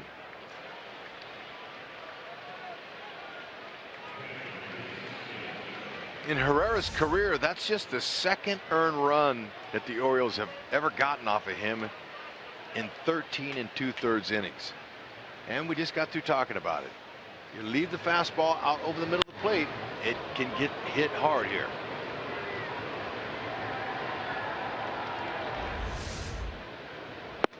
And now 99 for a strike to Caleb Joseph. He's had some tough luck today. He has flied to the warning track in center field and grounded to third, where Moustakas made a diving play and threw him out. There's the slider at 91 miles an hour. I asked Dave Island about that pitch because Herrera's always had a curveball, but he would throw that curveball maybe once every 2 or 3 appearances. I mean, he would never hardly throw that pitch, but now with the slider, he's throwing it quite a bit. And Dave was saying that it's been about a 6-week process to teach Herrera that pitch and to get him to a point where he's comfortable enough to throw it in the game. And now that ball's hit very well to left center field, but that'll stay in the ballpark, and Orlando will make the play for the first out. Dave was saying that Herrera's fastball and his changeup basically arrive on the same plane, and they have the same action. They both will tail into a righty, tail away from the lefty. So they needed to come up with a pitch that would tail away from a righty and into a lefty. And Herrera admitted that he never really felt great about his curveball and realized he needed a third pitch. So after 4 weeks of just working on it, and then a couple of weeks of mixing it in here and there in the game, now he's at a point where he's a legitimate 3-pitch pitcher. And that east and west movement is really important. Getting hitters out. Moustakas cuts it off, throws low, and Kendrys Morales, with his best Eric Hosmer impersonation, saves an error and gets the second out. That's right. Hands up and hats off. Yeah, that'll bring a woo from Haas. That was nice. And we've seen Morales in his starts over there at first base do this in his sleep. He hasn't missed one of them. That's not an easy pick either. That's the hardest pick for a first baseman. It lands almost on the grass because you never know where it's going to go. Soft hands. Starts low, finishes high. Just like the Gold Glover Hosmer. Look at Moose saying thank you for saving that error. Did you see Rusty's reaction to the dugout? Oh, that just never gets old. The first shot we had from left field at Morales with the dugout behind him. Well, the way these guys play defense, it wows a lot of people. But Herrera, after giving up the home run, gets Joseph, Machado, and Parra. So the Orioles are on the board. The Royals still have a 3-run lead. Stretch time at Kauffman Stadium. pick and grin. Believe it.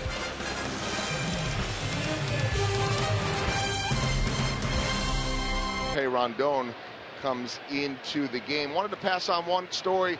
Darryl Dawkins, the former NBA legend known for his dunking, passed away today. I bring that up, aka Chocolate Thunder, because the first time he ever broke a backboard, and that's what he was known for, shattered a backboard, was 1979, Philadelphia against the Kansas City Kings at Municipal Auditorium. Games were not at Kemper at that point because of a bad storm that had ruined the roof, and so Darryl Dawkins became famous at Municipal Auditorium.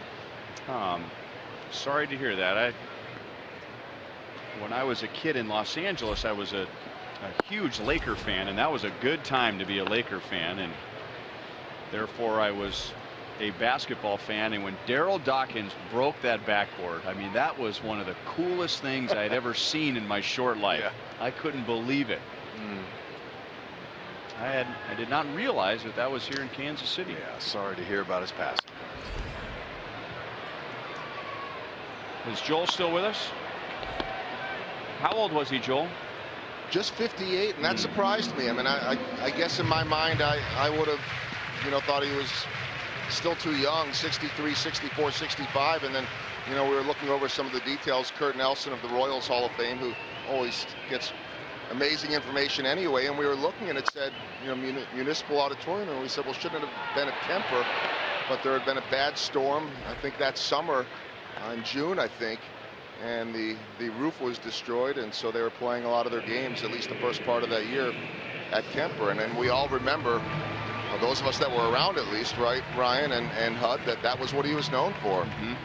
Tearing down those backboards. They outlawed that pretty quickly after. And they had to change the rims. They had to develop the breakaway rims that would Yep, give. There was exactly. a spring that was in the base of the rim, so guys could dunk and the rim would bend and the glass wouldn't break, I remember him going from high school to the pros.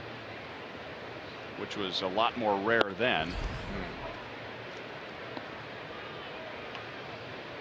Ben Zobrist, 2 hits and a run scored, and we told you when he singled in the 5th inning that he hits .360 at Kauffman Stadium, no matter what uniform he's wearing.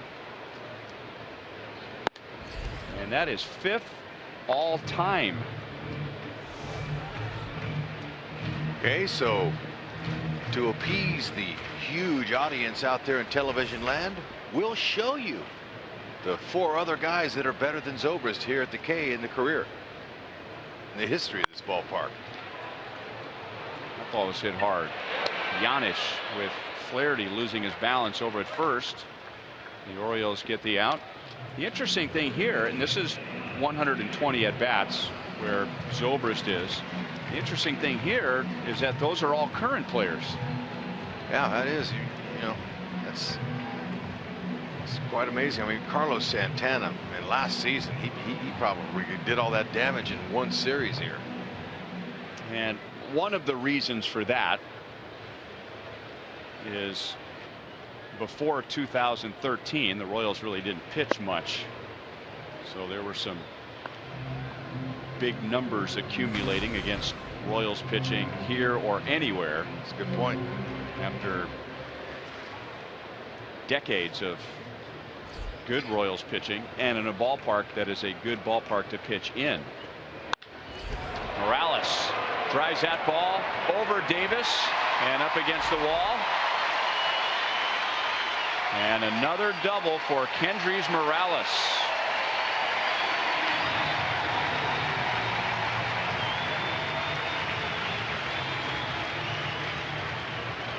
.35th on the year.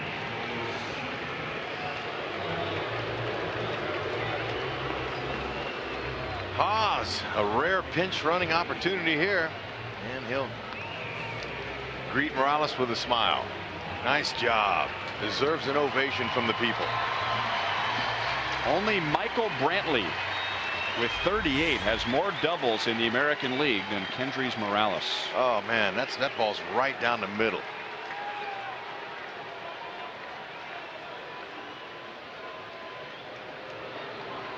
Davis might have to check his face for tracer burns. That ball was hit and scalded. Get in there. Another base hit for Mike Moustakas and another RBI for Mike Moustakas.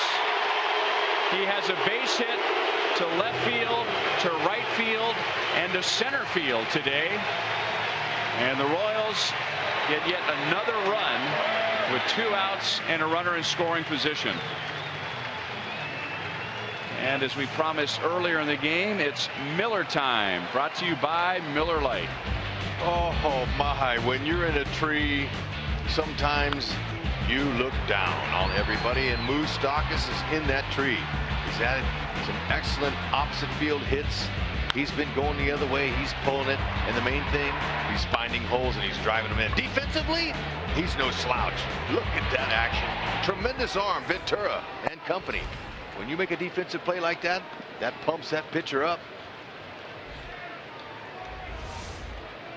And here's this last knock right here. Another fastball. Rondon finding way too much of that middle of that plate.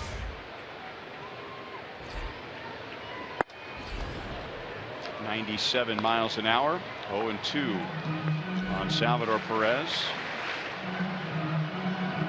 That is in fuego.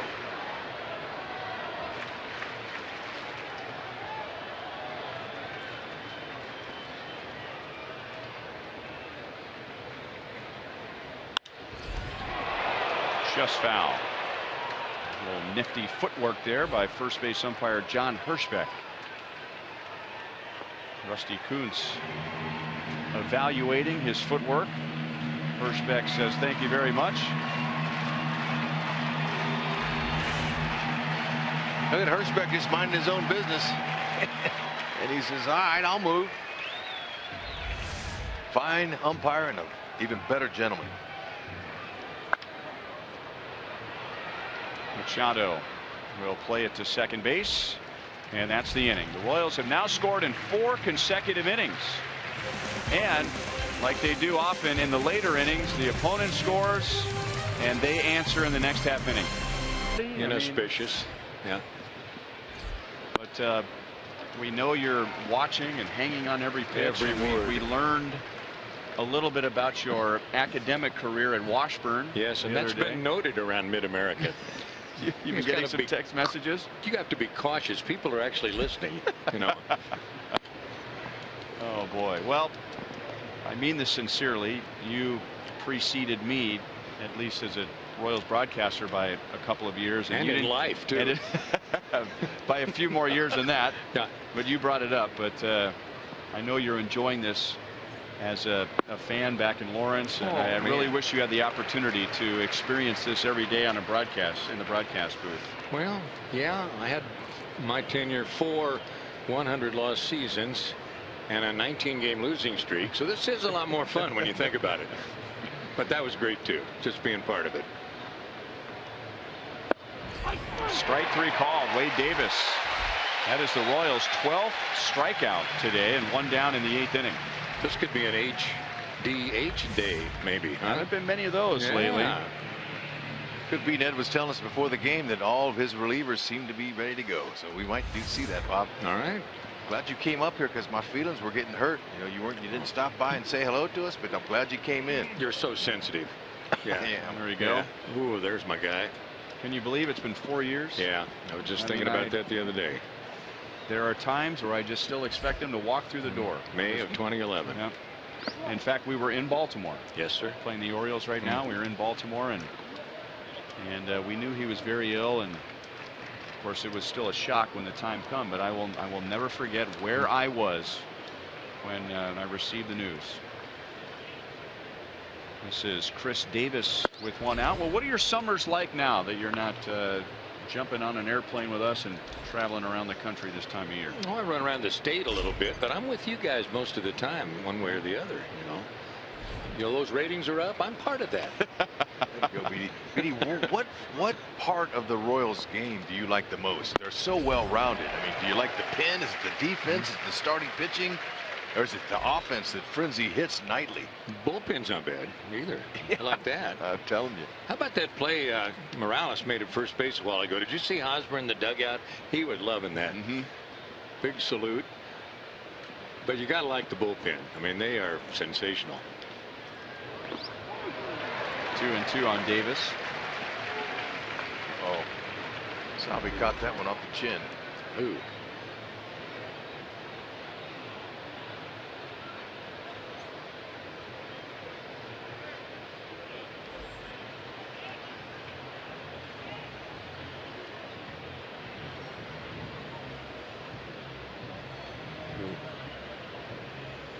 And that's the vulnerable spot for Salvador Perez. When he takes one on the lower part of the mask that jars his jaw, that's what led to the concussions.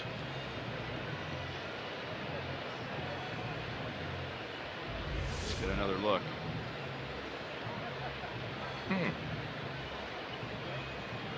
Let's bring in Joel.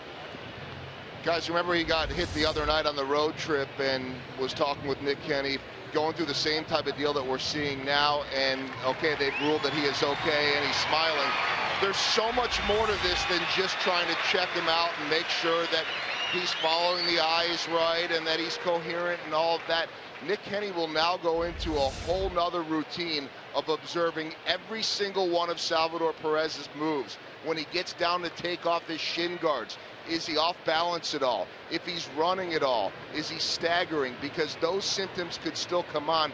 He has such a quick amount of time to evaluate him, and now the rest of the evaluation comes afterwards. He will not take his eye off of him.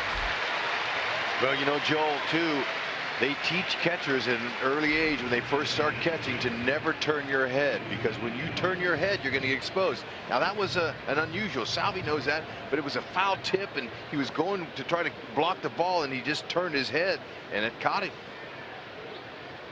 Nick Kenny keeping a close eye on it.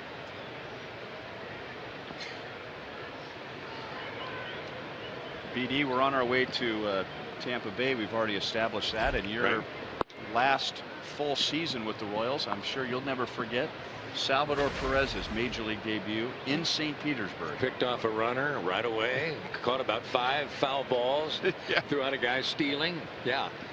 Welcome to the big leagues. You can stay a while.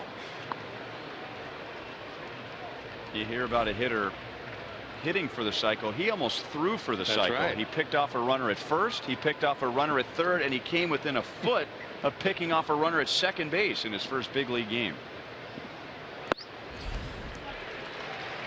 And you never want to fall into the trap of over evaluating a player in just one game, but I think we knew we had something special that day, didn't we? Yeah, let's let him stay. Get him a room at the Vinoy.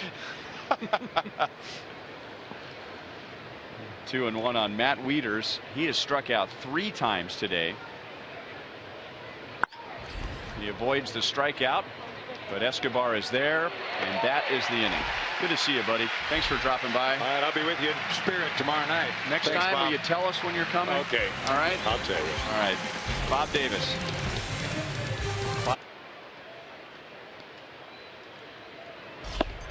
About 2 frames before you saw that on your screen, Salvi had his eyes closed, and knowing that Nick was going to be keeping a close eye on how he was feeling, and then a big smile came across his face. Yeah, that ain't right. Salvi, come on. Well, you wonder if he'll be dumping the Gatorade after this one, if they can hold on.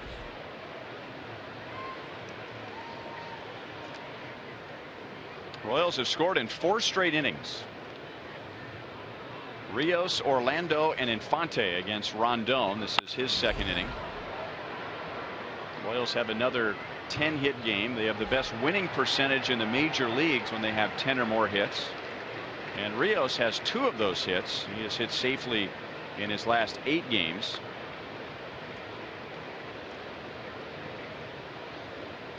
Only Infante and Dyson have been without a base hit today.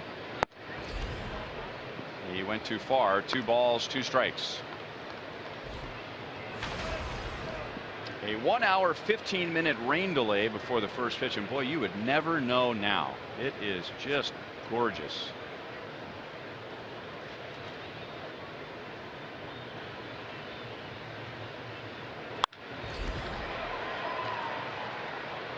Davis fighting the sun, and the sun won. Get 3 bags on it.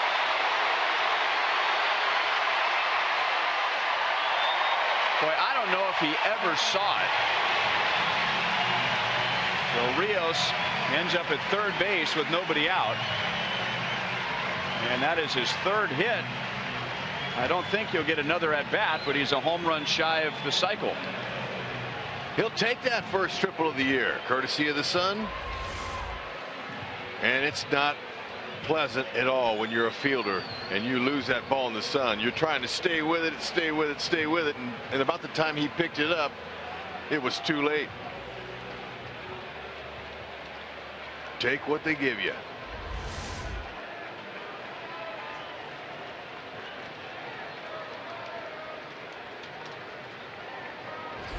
And now Paulo Orlando grounds it out to Machado, so Rondon made a good pitch in on him. Orlando hit a long home run last time up. He's driven in 2, and a chance for his 3rd RBI ends up in a ground out, 1 away.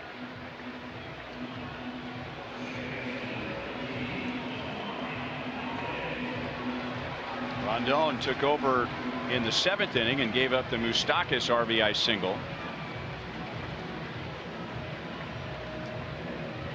So now Infante, and back in the 4th inning, Infante batted with Rios at third base and 1 out, and failed to get him in with a ground ball to third, so he gets another chance right here as the Royals are looking for a run in their 5th consecutive inning.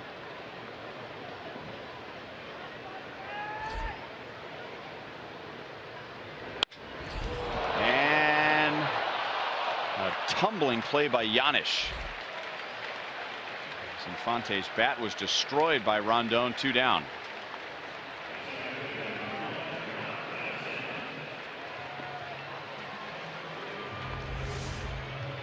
Jam shot, almost landed in a base hit. Giannis having a day. defensively and offensively. It's a nice play. And he wasn't in the starting lineup. Right. Adam Jones in the first inning slammed into the wire wall in left center field. He finished that inning and he came out defensively in the second inning, but when Jones was scheduled to bat in the third, Giannis replaced him.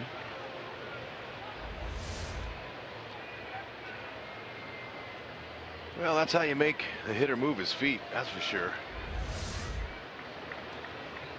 We never did get any word from the Orioles clubhouse as to why Jones came out early, but it could have been a variety of things. Ground ball to third.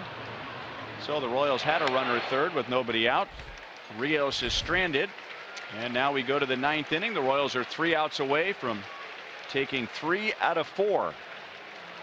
And we will get a non-save situation HDH. But good to see Herrera, Davis, and Holland with the Royals leading 5-1.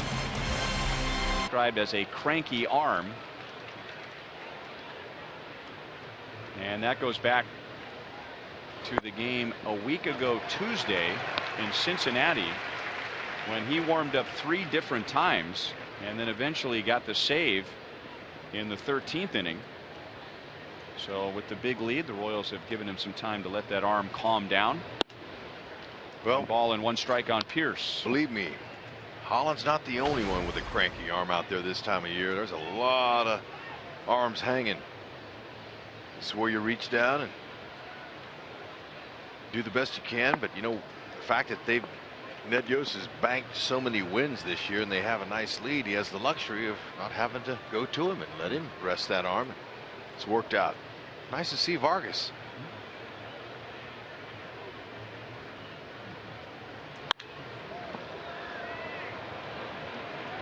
Ball is carrying to left field, and Dyson calling up Orlando at the last moment.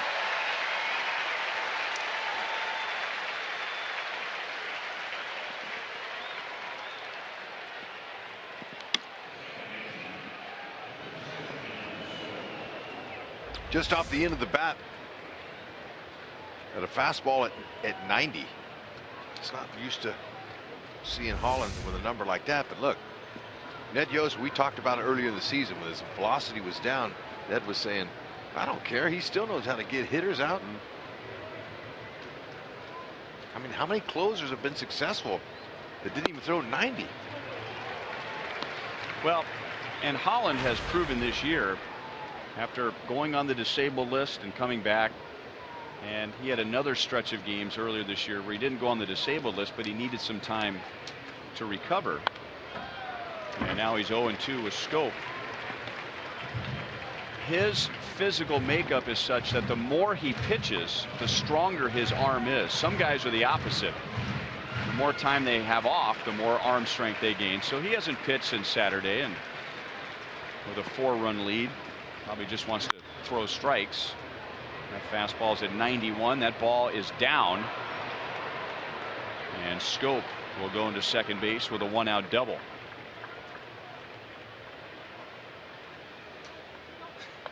Now, if Holland pitches 5 times in the next 10 days and he's still throwing 90-91, well, the Royals might be a little more concerned.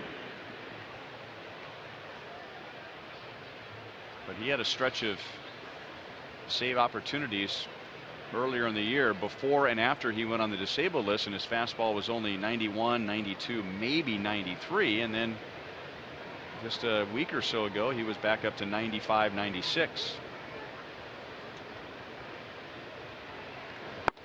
Ryan Flaherty, boy, he's had a heck of a series swinging the bat. He was 2 for 38, 2 for his previous 38 when this series began, and he doesn't look like that type of a hitter at all. He's hit 2 home runs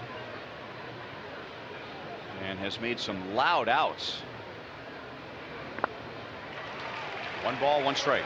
He's a very talented player, no doubt, especially with that swing of his and popping up a lot of balls during that time where he was struggling. Came out early, worked with his hitting coach Scott Coolbaugh, trying to stay on top of that ball and hitting the ball down, but man, he's found his home run stroke. He knows that he doesn't have great power, but he's got some pop. Wants to be able to get on base and utilize his ability. Holland going with the sliders.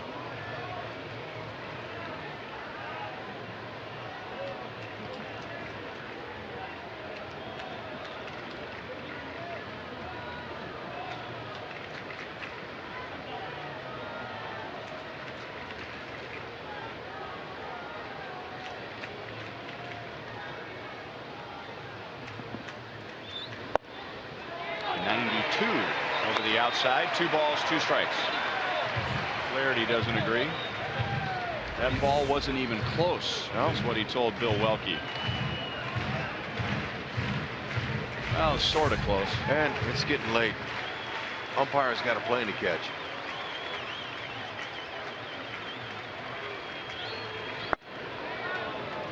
Three and 2.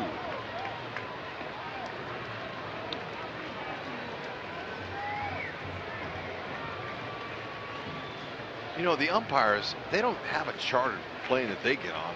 It's waiting for them at the airport. They have to fly regular like everybody else flies. And so you wonder who keeps their schedule.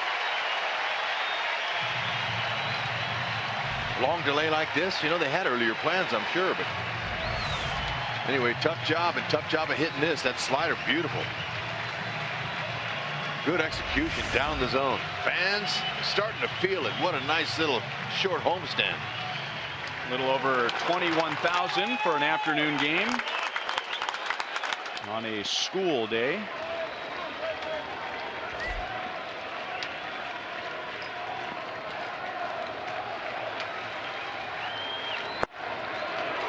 Let me take that back. A little over 31,000.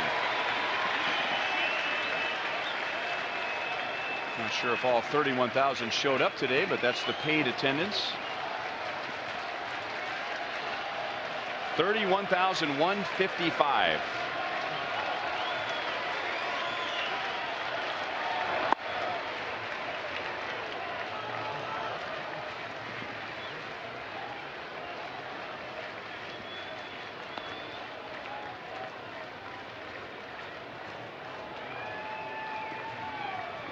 Royals, with the best home record in the American League, are 1 out away from their 8th consecutive home series win.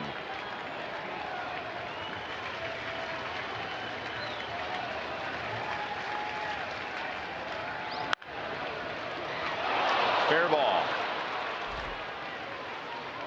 Scope, who doubled, will score. And now Joseph has a double, and it's 5-2. Joseph's telling himself, finally, I got a hit. Been all over the baseball in this series. Doesn't have much to show for it. Slider off the end of the bat. It's down, but it's out over the plate.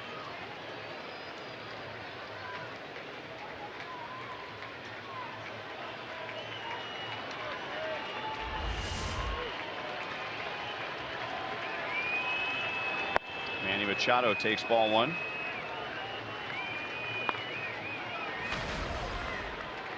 One more base runner, and the Orioles would bring the potential tying run to the plate.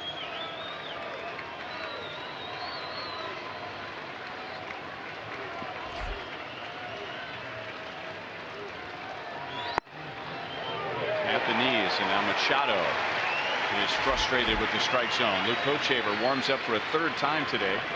Some 94 that last pitch. Yeah, so forget about his next few appearances. How about just his next few pitches picking up velocity? Yeah, that's well located. He's staying down.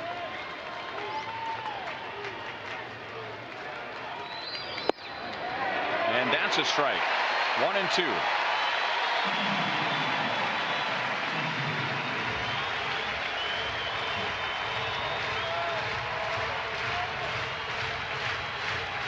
Now that's a fan listening to the game on the radio, taking a picture with one hand And just in case there's a foul ball, a glove on the other hand. It's a big one, too.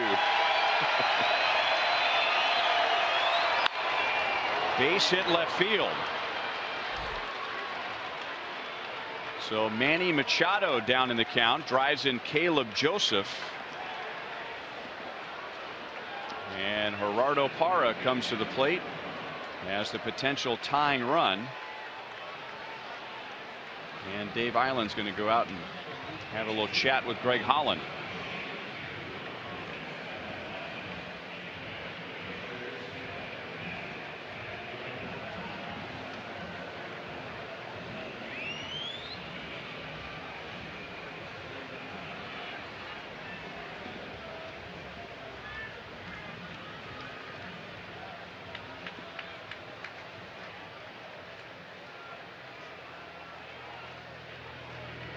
And now Parra 0 for 4. He has 5 home runs.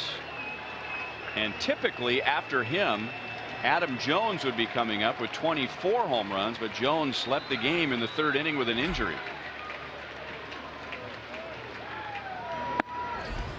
95. So he's gone from 90 to 95 with his fastball in this inning. And that's typically his range.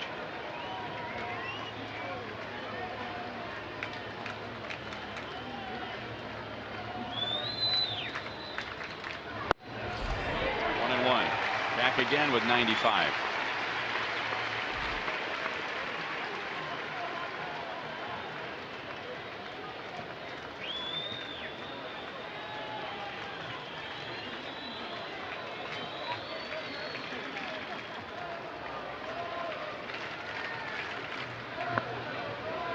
Blocked by Sal. 2 balls, 1 strike.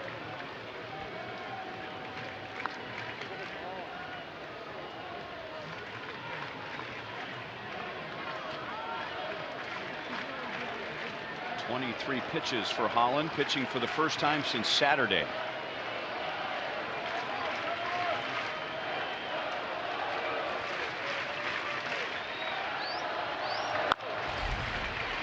And again, Holland has 2 strikes on a hitter.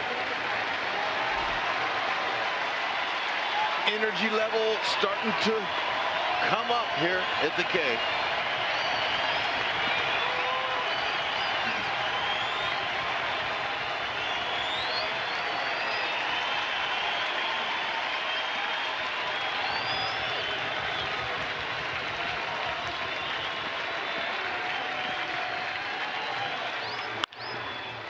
Out to Infante. And the Royals take 3 out of 4 from the Orioles. And they have won 8 consecutive home series. Leading the charge today, Mike Moustakas. 3 hits, 2 RBIs, a run scored. His typical Sterling defense. And it took a while, a 1-hour, 15-minute rain delay, but it's a KCW. As the Royals take 3 out of 4 on this short homestand. Yeah, that makes the HDH combo on the season 20-0 when those 3 guys go back to back to back. Excellent job by Moustakas, hotter than a firecracker right now. Paulo Orlando went deep with a homer.